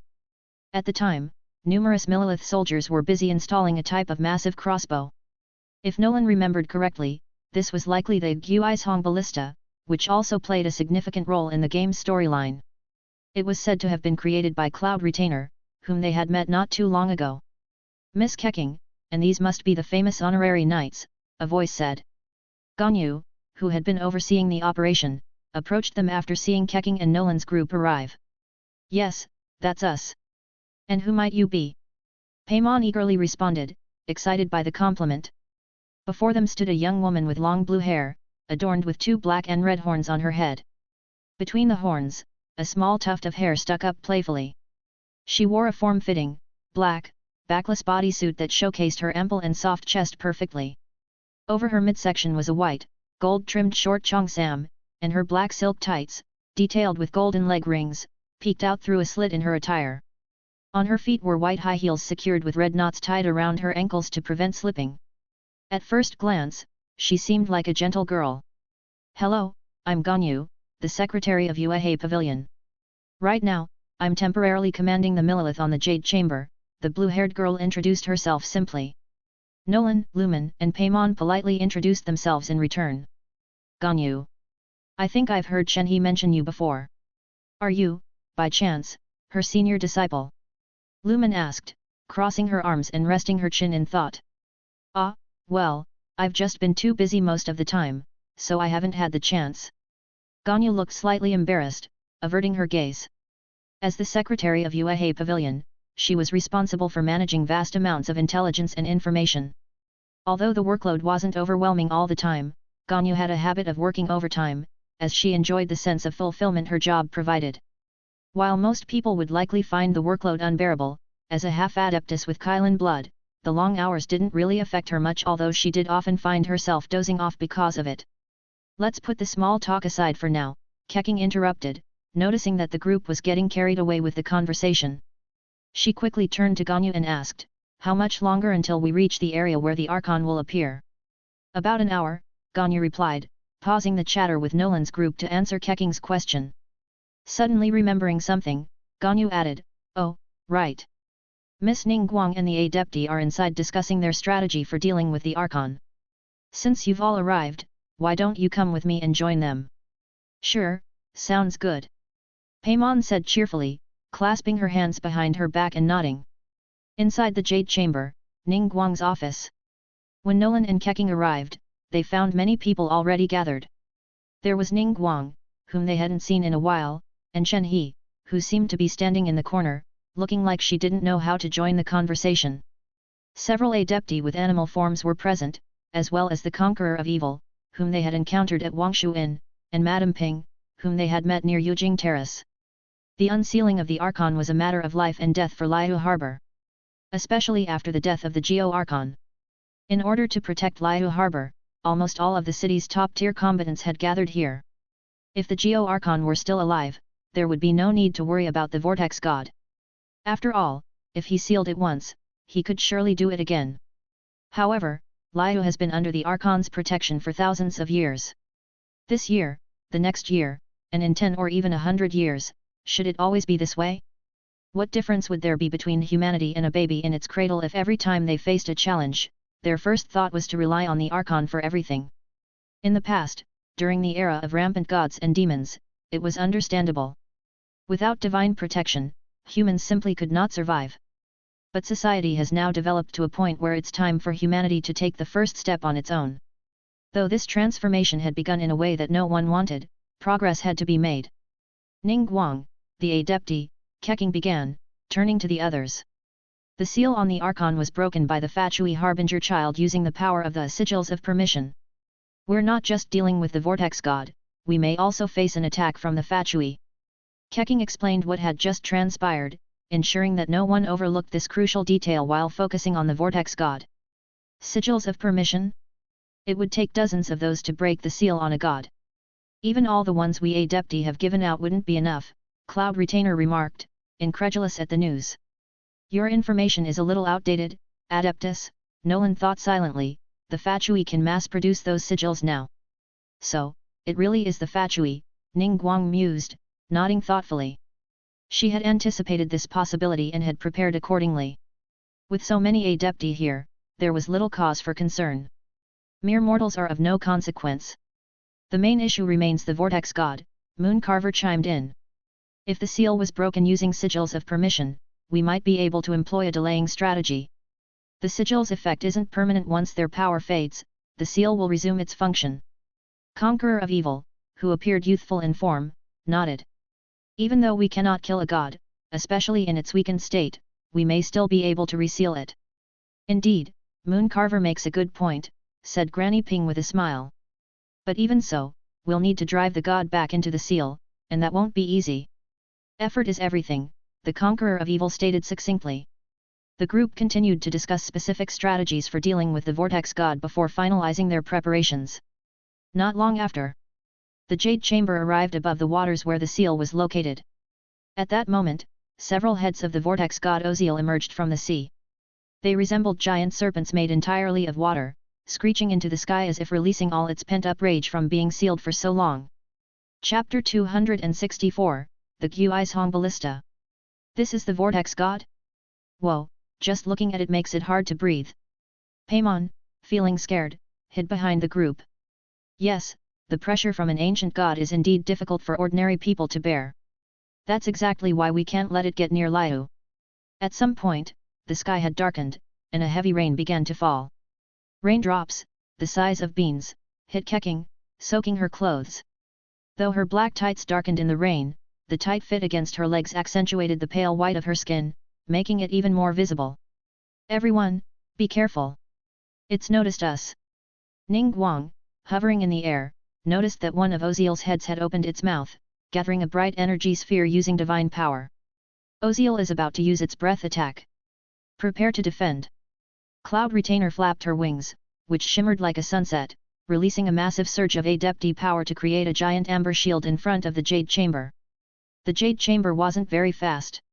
When facing such an attack, the only option was to endure it.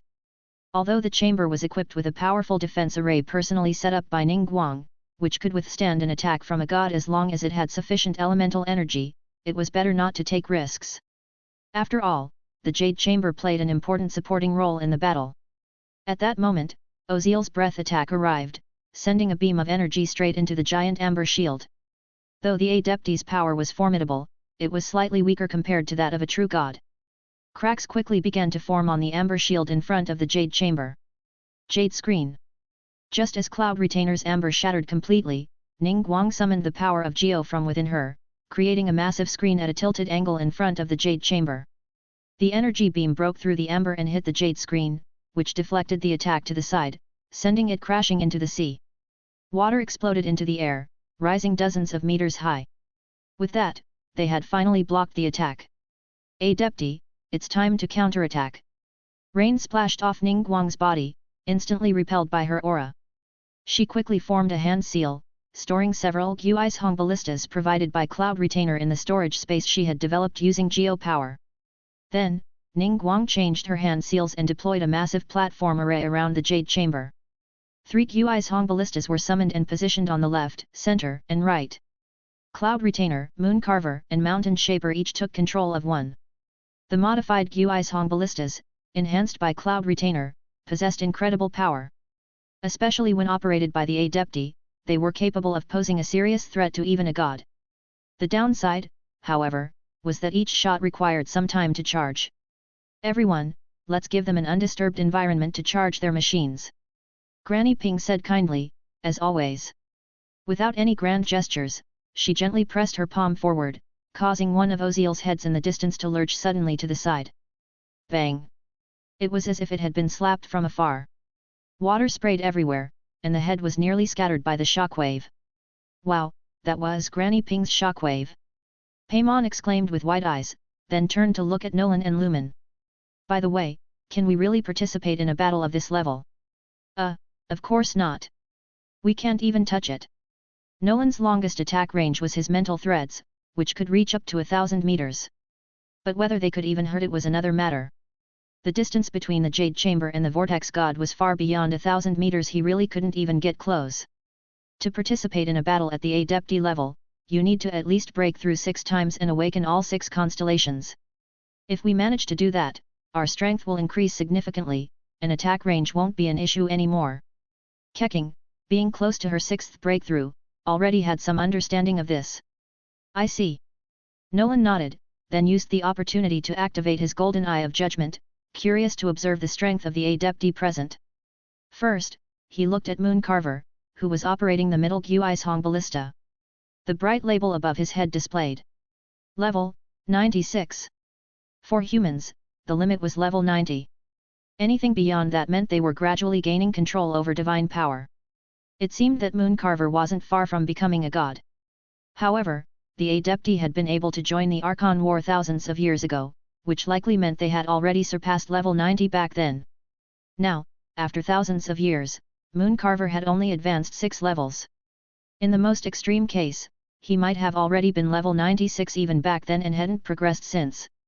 While that probability was low, it reflected how incredibly difficult it was to advance beyond level 90. Becoming a god was no easy task. Fortunately, Nolan had a character panel, and as long as he accumulated enough Adventure EXP, he wouldn't have to wait thousands of years just to level up a few times. Feeling a bit relieved, Nolan turned his attention to the other Adepti. Compared to Mooncarver, Mountain Shaper was slightly weaker, at level 95. Cloud Retainer, however, matched Mooncarver at level 96. When Nolan shifted his gaze to Xiao, the Conqueror of Evil, he found that Xiao was even stronger than the others, reaching level 97. As expected of a Yaksha specializing in combat. However, Xiao was currently plagued by karmic debt, so it was unclear how much of his strength he could actually unleash. Nolan then glanced at Granny Ping, who was actively fighting. She seemed to notice his gaze and smiled kindly at him. Embarrassed, Nolan quickly looked away, feeling as if he'd been caught doing something mischievous in class by a teacher. Despite the awkwardness, Nolan successfully saw Granny Ping's level, 98. This wasn't surprising to him. Granny Ping always gave off the vibe of a reclusive master, so it was natural for her to be a bit stronger. Aside from the Adepti present, the strongest person in the group was none other than Ganyu, the secretary of Yuehei Pavilion, who had just taken out her bow and aimed at Osial. Though gentle and soft-spoken, Ganyu wasn't an adeptus in the strictest sense, but she did have the bloodline of the Kylan, an immortal beast. She had also lived for thousands of years, making her a contemporary of the Adepti. As such, Ganyu's level was also above 90. She was at level 96, no less powerful than Cloud Retainer.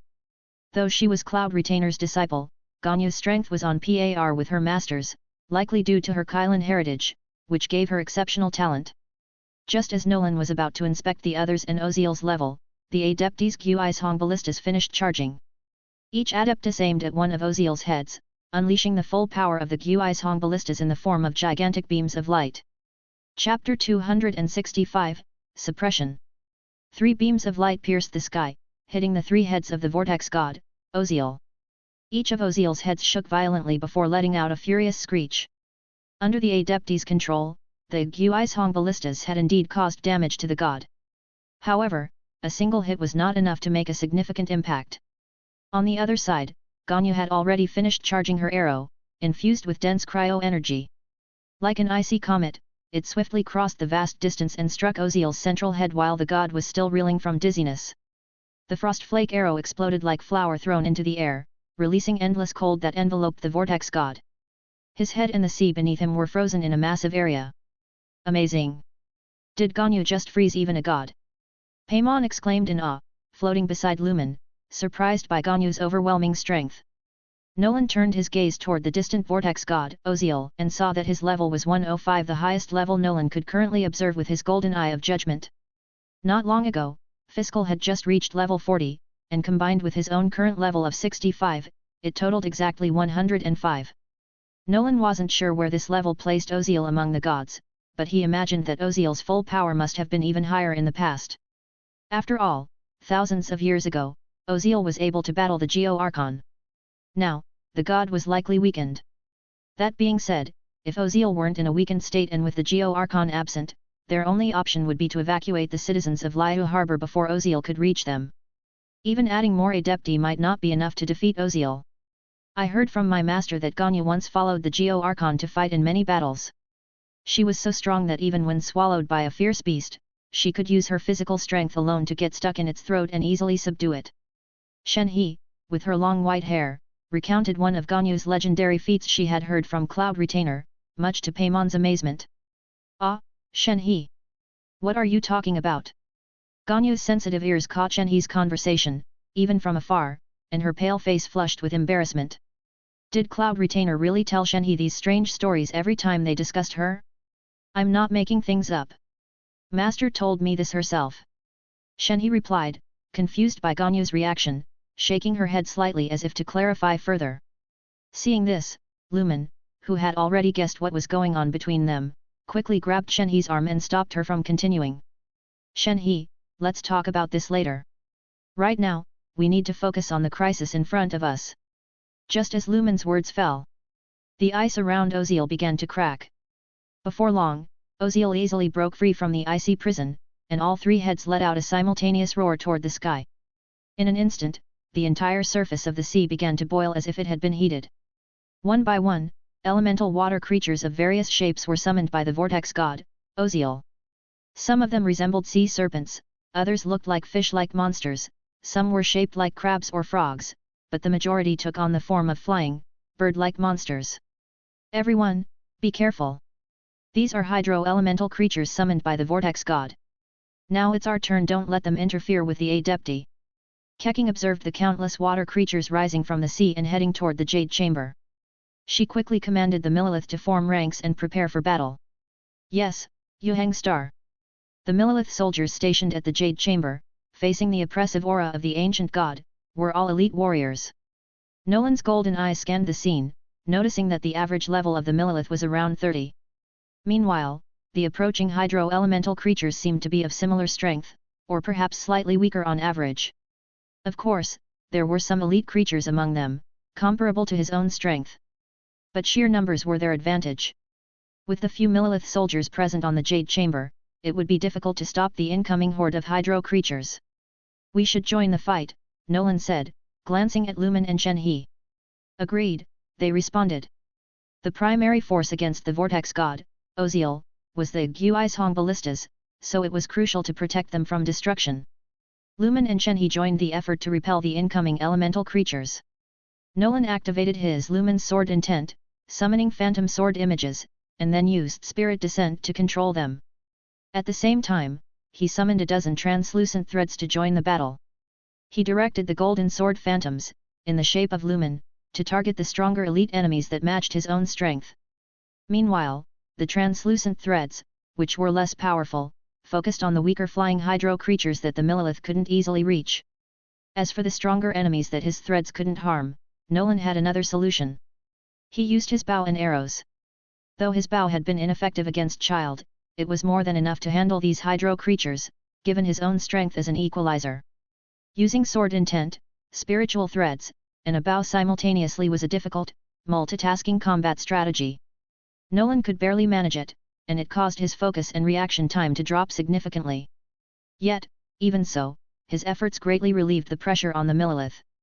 Thanks to everyone's combined efforts, not a single hydro creature was able to approach the Guizhong ballistas, allowing the Adepti to fully concentrate on charging them. Soon, the three machines were once again fully charged. Brilliant, blazing beams shot out, resembling powerful searchlights cutting through the dark, rainy sky. Once again, they were aimed straight at Osial's heads.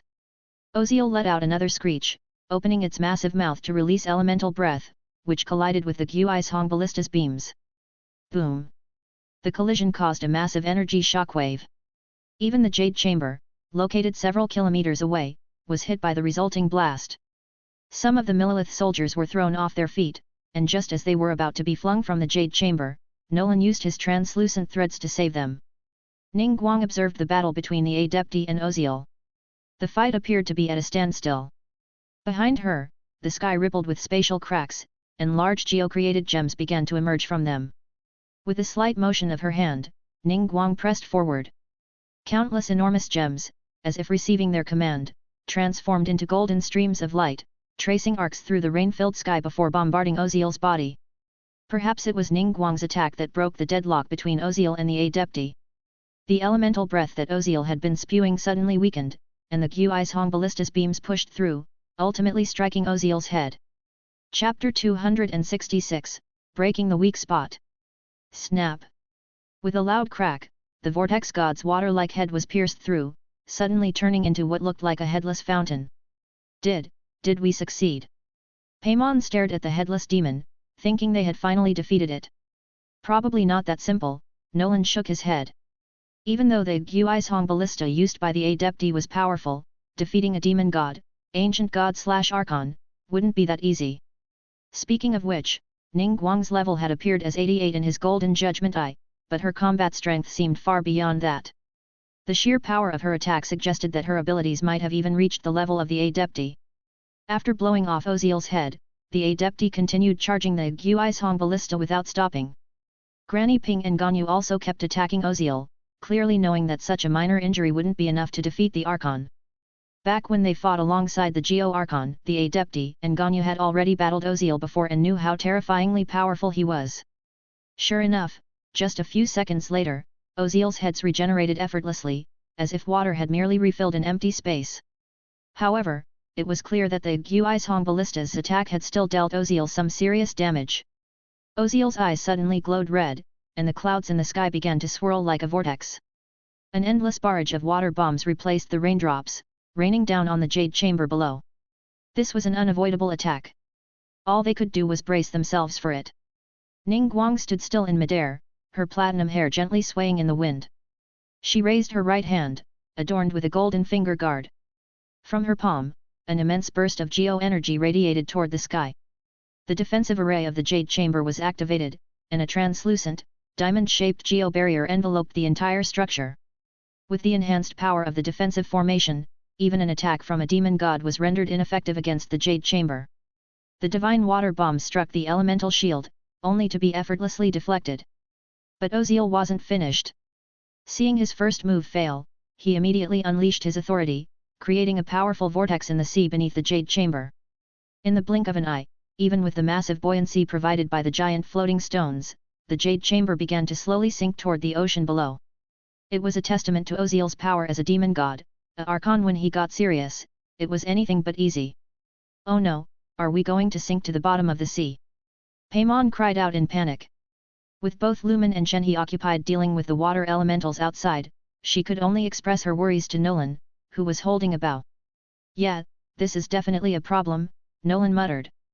While he, Lumen, and Paimon could use their interstellar travel abilities to flee to Fiscal's location, the others didn't have that option. If the Jade chamber sank, it would undoubtedly result in massive casualties. And with a demon god glaring at them from the front, even with the presence of so many Adepti, it wasn't certain they'd be able to save everyone. Nolan once again used his golden judgment eye to focus on Osial. Since the Guizhong ballista had shot through Osial's head without dealing any lasting damage, that meant his head wasn't his weak spot. What he needed now was to find Osial's true weakness. Have the Adepti aim the Guizhong ballista at that spot and deal a heavy blow to Osial. Perhaps that would disrupt his use of authority, Nolan thought. However, something unexpected happened. Nolan did not see any bright spots indicating a weak point on Osial's exposed head or body as he emerged from the sea. This didn't make sense. Since he could see Osial's exact strength, his eye of judgment should also be able to see through weaknesses, right? Could it be that demon gods/archons don't have weaknesses? Nolan pondered with a troubled expression. But that shouldn't be the case. Everything has a weak point. Could demon gods be a special exception? At that moment, not only did Osial continue using his authority to increase the vortex's pull, but one of his heads, taking advantage of the Guizhong ballista not yet being fully charged, extended its massive mouth as if it could stretch infinitely and bit down toward the Jade chamber. It was clear Osial intended to work with the vortex's force to drag the Jade chamber into the water. This could not be allowed to happen. The conqueror of evil, Xiao, pulled out his green spear, infused with a massive amount of Anmo energy. With a light leap, he soared into the air and thrust it with all his might toward Osial's skull. A violent whirlwind pierced through Osial's head, sending water elements splashing everywhere. As Osial's head was impaled, part of his long, serpentine body, or perhaps it was his neck, seemed to lose its supporting force and collapsed into the sea as water. But in the very next moment, another snake-like head emerged from the distant waters where Osial was located, seemingly unaffected by the previous attack. Ugh, is his whole body made of water? Paimon stomped her foot in frustration. Just moments ago, one of his heads had been destroyed, only for it to grow back in the blink of an eye. Maybe, yeah, Nolan responded while deep in thought, recalling the sight of Osial's head rising from the sea. Suddenly, he considered the possibility that Osial's weak spot might lie within his submerged body beneath the water. The more he thought about it, the more convinced he became. Nolan quickly cast his gaze toward Osial's body beneath the surface. However, the reflection of the darkened sky on the equally dark sea blocked his view. He couldn't see anything, not even a hair. His golden eye of judgment could see through strength, detect weaknesses, and pierce illusions, but it didn't grant X-ray vision. "Young man, are you facing some difficulty?" Granny Ping, who had noticed Nolan's struggle, continued attacking Osial with her shockwaves while asking him this. Granny Ping, I have a special ability that lets me see the weak points of enemies like Osial. Do you have a way to help me see through the ocean and view his submerged body? Nolan remembered that the Adepti could bestow their divine arts upon others. In the game's story, the traveler had, through sheer willpower, received the divine arts of Granny Ping, Ganyu, and Xiao, enabling them to display godlike power and defeat the Fatui's forces, thus protecting the Guizhong ballista and keeping Osial suppressed. Yet, in reality, even though the battle between the Jade Chamber and Osial had been raging for so long, there were no signs of the Fatui's interference. It was unclear whether the storyline had changed and they had given up or if they were planning some bigger surprise. Nolan had no way of knowing, so he remained vigilant, ensuring no opportunity would be given to them. Oh? You can actually see a god's weakness. Granny Ping said, a hint of surprise flickering in her eyes, despite her millennia of experience. Chapter 267, The Fatui Attack. Though this young man was indeed powerful, he was clearly still just a mortal. Yet, now he claimed he could achieve something that even the Adepti couldn't do. It was truly surprising. However, Granny Ping believed that this young man was not the type to speak without reason. She nodded and said, I can indeed enhance your vision with adeptal arts, allowing you to see through the water. The task of finding Osial's weakness will be entrusted to you. Granny Ping unleashed a surge of Adepti power, imbuing Nolan with a divine blessing. Nolan felt a slight heaviness in his mind, as though he was now bearing something significant. At the same time, he realized that he could now see Osial's enormous body clearly through the water. The vortex god's form resembled a three-headed sea serpent, its body massive. Even with the Aptil enhancement, he couldn't take in the entirety of Osial's form at once. Fortunately, Nolan spotted two weak points between Osial's necks, located in the gaps between them. How is it, young man? Granny Ping asked with a smile. I found them, Nolan nodded and relayed the location of Osial's weak points. You all heard him, didn't you? Since attacking the head isn't very effective, let's try this young man's approach, Granny Ping said to the Adepti in the distance. Very well. Mooncarver and Cloud Retainer agreed. After all, attacking anywhere on Osial's body would still hurt him, so it wouldn't hurt to try. After channeling their Adepti power to recharge the Guizhong ballista, the Adepti cast adeptal arts upon themselves, allowing them to see Osial's weak points beneath the sea. They aimed for the gaps between his necks, firing beams of destruction that seemed capable of eradicating everything in their path. The beams struck Osial directly. SSSHHH. It sounded like water being poured onto a red-hot iron pan, the noise of water violently evaporating. Though Osial's body wasn't fully pierced through, unlike the previous two times the Guizhong ballista had attacked, when he roared in anger this time, he could only lower his head in pain. He struggled to shield his body from the beams while also summoning elemental power, manipulating seawater to clash against the destructive beams. He was trying to drain the beam's energy to reduce the damage inflicted upon him. As for why he didn't flee, it was because half of his body was still trapped in the seal and had not fully emerged. This must be working. Paimon hid behind Nolan, avoiding detection by the water element creatures, afraid of being attacked. Of course. As long as we maintain this pressure and launch a few more attacks, I think we'll be able to force him back into the seal, Nolan confidently said, relying on Fiscal's special skill, the Golden Eye of Judgment. Haha, honorary knight, you've done a great deed this time, Ningguang remarked. Floating in the air, she continued launching massive geo-constructed gems at Osial, adjusting her attacks to target his weak points. Ganyu, too, shifted her attack position. Her mastery of archery far surpassed Nolan's. With a single shot, she could freeze Osial's heads, significantly limiting his defensive moves. Humph, well done, kid, Cloud Retainer, who was recharging the Guizhong ballista, glanced at Nolan and offered a rare compliment. At the same time, their favorability toward Nolan slightly increased. Ningguang has developed good feelings toward you, obtain 230 affection points. Current affection level, LV.4, 210/400. Ganyu has developed good feelings toward you, obtain 200 affection points. Current affection level, LV.2, 100/200. Are they really overpowering the god? Observing the battlefield from the nearby mountains close to Gaiun Stone Forest, Childe's expression was a mix of uncertainty. His use of the sigils of permission to release the god was meant to force Rex Lapis, who was hiding behind the scenes, to finally reveal himself.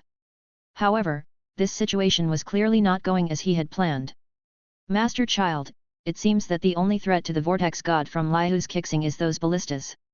Shall I lead a team to destroy them? A thunder-craven electro-Chechen mage appeared behind Childe, offering her suggestion. Go. You must ensure that those ballistas are destroyed, Childe replied after some thought, realizing that if he wanted to force Rex Lapis out, this was the only option. For Her Majesty the Tsaritsa, we will complete the mission. The electro-Chechen mage nodded and then teleported away. At this moment, in the Jade Chamber, the water element creatures summoned by the vortex god Osial had mostly been cleared away, thanks to the efforts of the Milleith and Nolan's group. Nolan had personally defeated enough enemies to add 50,000 Adventure EXP to his EXP bar. Including the 30% EXP boost from Lumen's kills, his total Adventure EXP now exceeded 70,000. With this, leveling up to 70 should be no problem, Nolan thought to himself. However, just as this thought crossed his mind, several portals suddenly opened on the extra formation platforms of the Jade Chamber. From the portals emerged the tall, familiar figures of the Fatui vanguard troops, who immediately charged toward the Guishong ballistas. There were also pyro-slinger bracers emerging from the portals, aiming their fire guns directly at the Guishong ballistas, firing rapid bursts of elemental bullets. The bullets, imbued with pyro energy, shot forward like streams of fire. As the Fatui vanguard soldiers, their weapons were equipped with elemental capabilities to some degree, allowing them to harness elemental power. However, they weren't yet able to use more advanced tools like the delusions. After all, delusions couldn't be mass-produced like elemental weapons. Bang, bang, bang. Before the pyro bullets could hit their targets, Shenhe reacted quickly, freezing the bullets in mid-air. The frozen bullets fell to the ground and shattered into pieces. This battle was clearly different from what was depicted in the game's storyline. Not only were there additional powerful combatants like Nolan and Shenhe, but Ganyu, who was not being hindered by the god, was also present as a high-level combatant. These Fatui soldiers were nowhere near the strength of their Harbinger superiors. Even if they had hoped to catch the defenders off guard and destroy the Guishong ballistas, they were still easily handled. No matter how many came, they were destined to be frozen into ice sculptures. In other words, even though the Fatui used portals to launch their assault on the Jade Chamber, it was ultimately futile just sending themselves to their doom. Of course, with Nolan and the others present, Ganyu didn't even need to intervene. Although these Fatui attackers were a bit stronger than average, with the weakest among them being at least level 40, the Milleith soldiers, who were equipped only with spears, were no match for their elemental weapons. Nolan immediately used his spiritual threads to unexpectedly sweep them up and toss them into the sea, where they could keep Osial company. At that moment, the vortex god Osial broke free from the ice element's control. His three heads combined to unleash a massive energy breath aimed directly at the Jade Chamber. Chapter 268, The Jade Chamber Bombardment Plan. Be careful, dodge it. With his vast combat experience, Xiao quickly judged that the Jade Chamber's defensive shield would not be able to withstand the god's energy breath. Holding his spear with one hand, he unleashed a surge of spear intent and a powerful gust of wind simultaneously. Just before the god's breath could strike the Jade Chamber, Xiao hurled his spear. It transformed into a green dragon, clashing head-on with the vortex god's attack. Though Xiao was immensely powerful, he was still somewhat lacking when facing a being of godly level. After a brief stalemate, the spear was eventually overpowered and deflected. Xiao summoned his spear back to his hand. At this point, the vortex god's breath struck the Jade Chamber's defensive shield. The barrier held out for a moment, but eventually shattered. The extended formation platform outside the Jade Chamber crumbled instantly. We're going to fall. Paimon shouted in panic. Everyone standing on the platform began to fall toward the sea below like dumplings being dropped into a pot. Nolan glanced at her, amused. She could fly using magic, so even if everyone else fell, it wouldn't affect her. Yet, she was the one screaming the loudest. As wind currents blew upward, Nolan himself began falling. However, he remained calm. Suddenly, a large, semi-transparent thread appeared beneath him, giving him a solid footing. The same semi-transparent threads appeared beneath the others as well. Keqing, Ganyu, Shenhe, Lumen, and Xiao easily found their balance on the translucent tendrils. Some of the Milleith deployed their wind gliders, slowing their fall and managing to land safely. For those who, either from panic or being out of reach, continued to plummet toward the sea. Mooncarver intervened with his adeptal power, saving them from falling into the water. After confirming that no one had been missed, Nolan moved the semi-transparent threads, guiding everyone back onto the platform in front of the Jade Chamber. Phew, good thing you were here, or we would have all fallen, Paimon sighed in relief, patting her chest as she hovered beside Nolan. That wouldn't have happened. With the Adepti here, they would have saved everyone easily, Nolan replied with a smile and a shake of his head. Is everyone all right? Ningguang descended from the air, landing gracefully on the platform as she surveyed the group.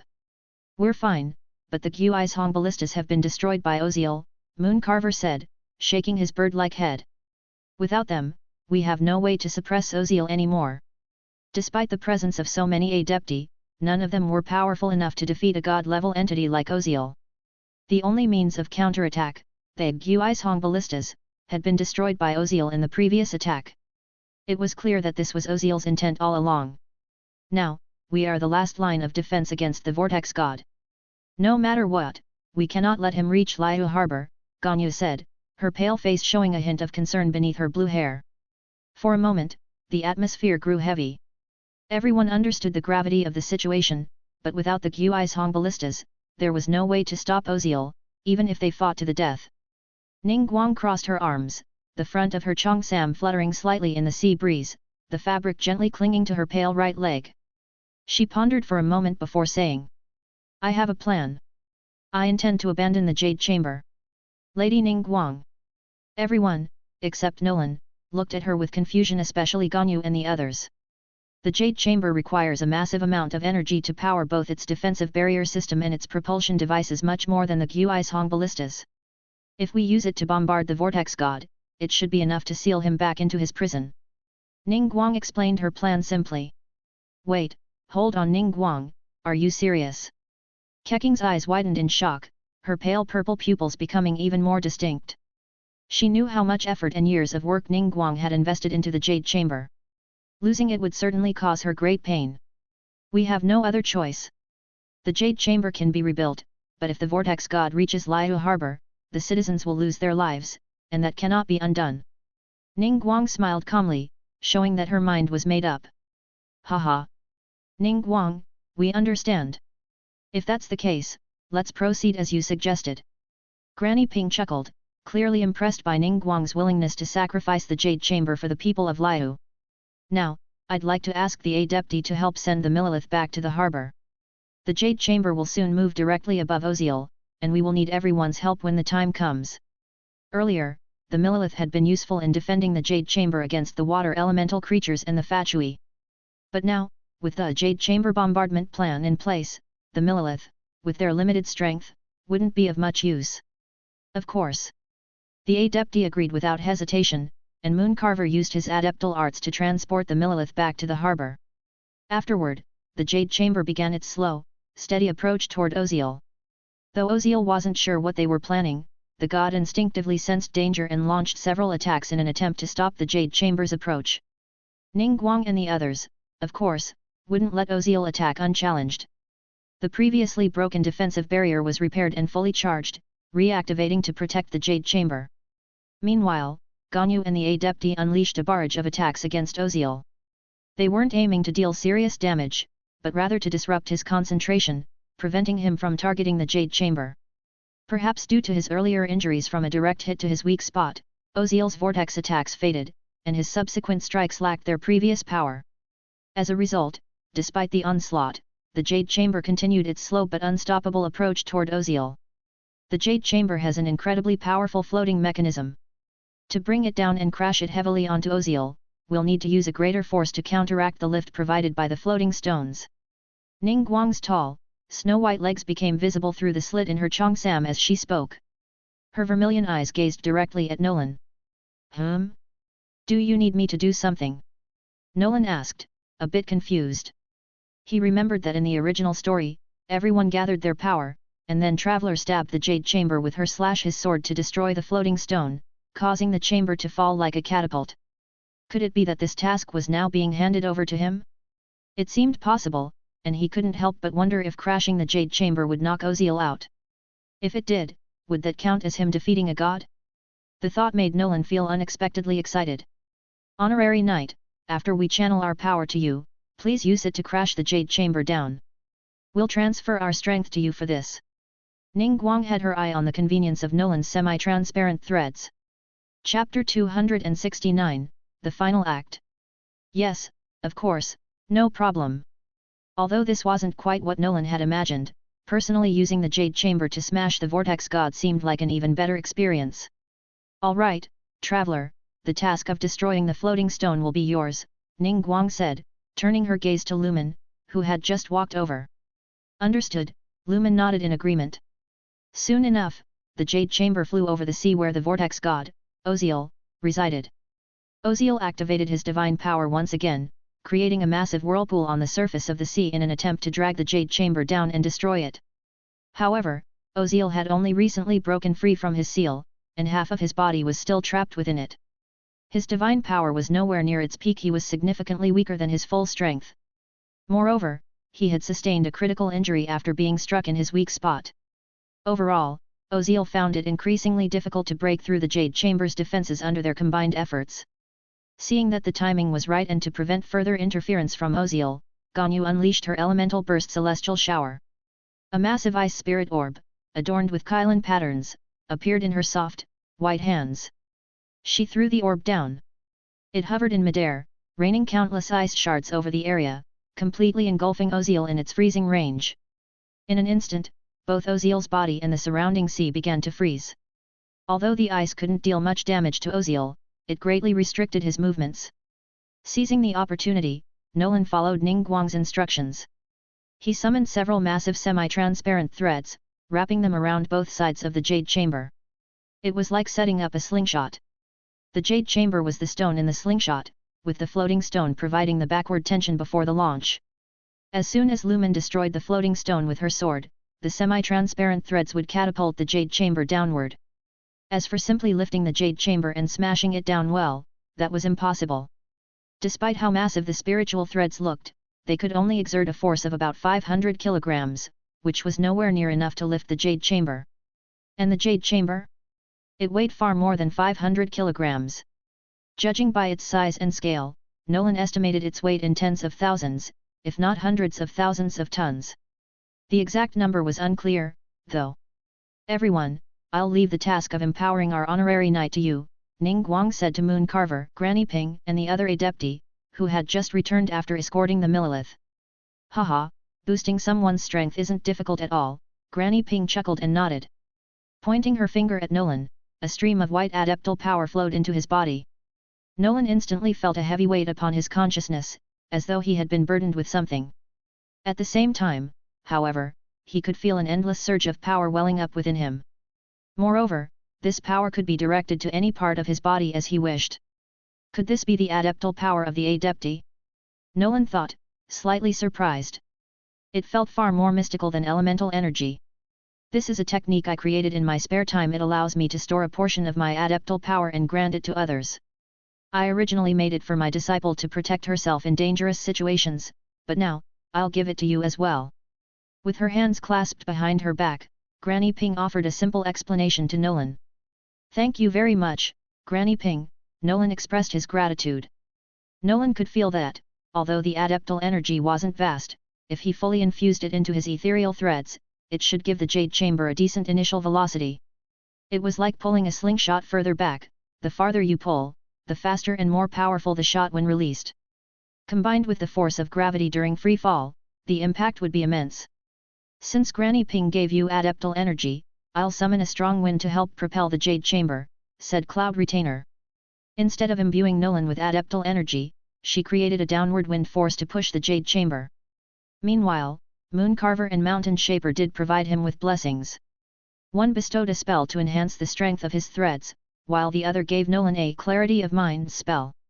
Strength enhancement was self-explanatory. Clarity of Mind temporarily boosted his mental strength, which allowed Nolan to channel even greater power through his ethereal threads. Soon, everything was ready. Finally, Ning Guang used her geo powers to increase the Jade Chamber's weight. Seeing that the moment was right, Lumen thrust her sword into the Jade Chamber. The force of her strike pierced the ground, shattering the floating stone at the base of the chamber. The moment it broke, the levitation effect on the jade chamber vanished. It was like releasing the hand that held a slingshot in place. The jade chamber shot downward like a cannonball, crashing toward the vortex god Osial below. The Adepti quickly cast spells to whisk everyone away, ensuring they wouldn't be caught in the massive explosion. Just as Nolan and the others escaped at incredible speed, a deafening explosion erupted behind them. The sea surged violently in its wake.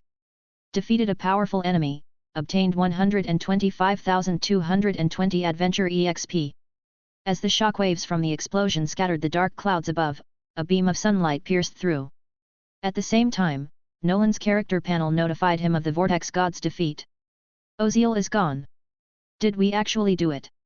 Paimon exclaimed, looking at where the god once was. After a while, the winds and waves calmed, and the jade chamber had been obliterated in the explosion, vanishing along with Osial.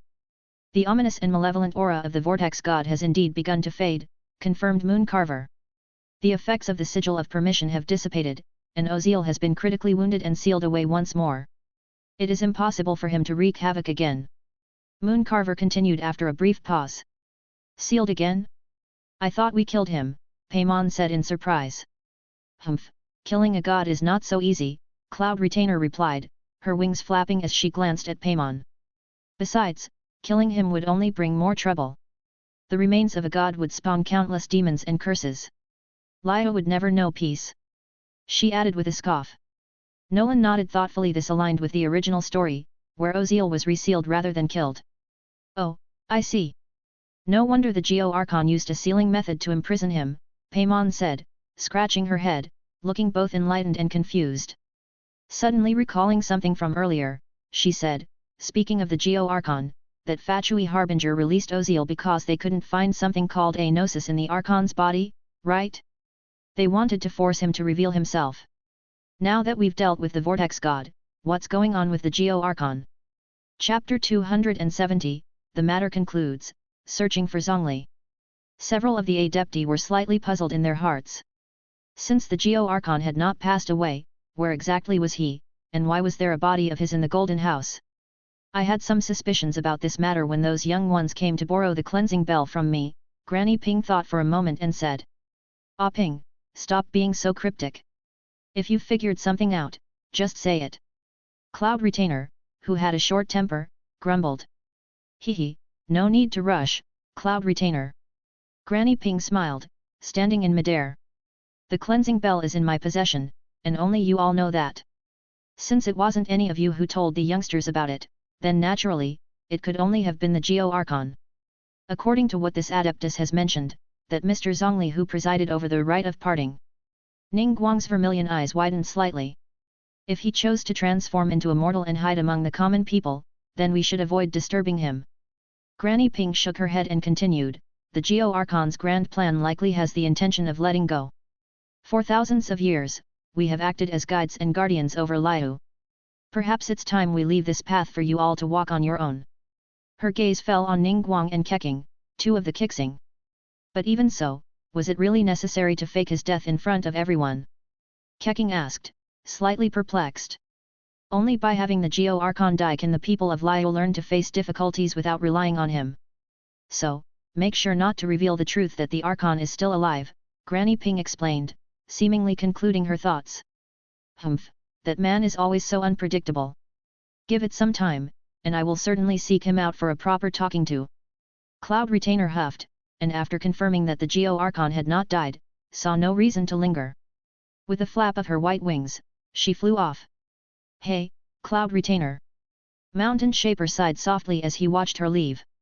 Well, since the Archon wishes to retire, I will respect his choice. Our thousands of years of unchanged ways no longer fit modern Liu. The future is now in your hands. With those words, he too spread his wings and departed. Mooncarver watched as his two old friends seemed to have made their decisions. He turned his gaze toward the young figure standing in midair and asked, Vigilant Yaksha, what do you think? After all, Liu, with its thousands of years of history, was the shared legacy of the Geo Archon and the Adepti. He felt uneasy about completely handing it over to the Kixing, fearing they might monopolize power and disrupt the rare prosperity of Liu. I only care about protecting Liu from evil. The rest is not for me to concern myself with. Xiao believed that Liu was faring well under the Kixing's rule, and his words conveyed no objections.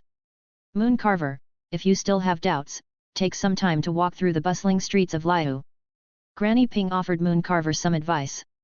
Times are changing, and you, who haven't been to Liu in a long time, would stand out even if you took on a human form and walked among the crowd. It's time to make the same choice as the Geo Archon. The Adepti, who have long lived in the depths of the mountains, don't understand the rapidly changing society of today. How could they continue to guide it effectively when their ideas might already be outdated? Let's go back, Xiao said to Moon Carver before vanishing in a flash of Anmo energy, disappearing from where he stood. Burdened by his karmic debt, Xiao could not approach ordinary humans. As a result, very few people could communicate with him, and he naturally did not concern himself with matters of letting go. Vigilant Yaksha. Moon Carver glanced at the spot where Xiao had disappeared and sighed. Very well, since everyone agrees, I won't insist any longer. Granny Ping, let's arrange a gathering with the Geo Archon sometime. I'd like to hear his thoughts. Moon Carver, with his massive deer-like head, gave a final look at Granny Ping before turning and walking back into the void. Of course, Granny Ping nodded. Before leaving, she smiled at Ningguang and Keqing, saying, now then, I'll leave the rest of the matters here, and the cleanup in Liu Harbor, to you Kixing. I'm quite tired and should head back to rest. The Adepti all departed one by one.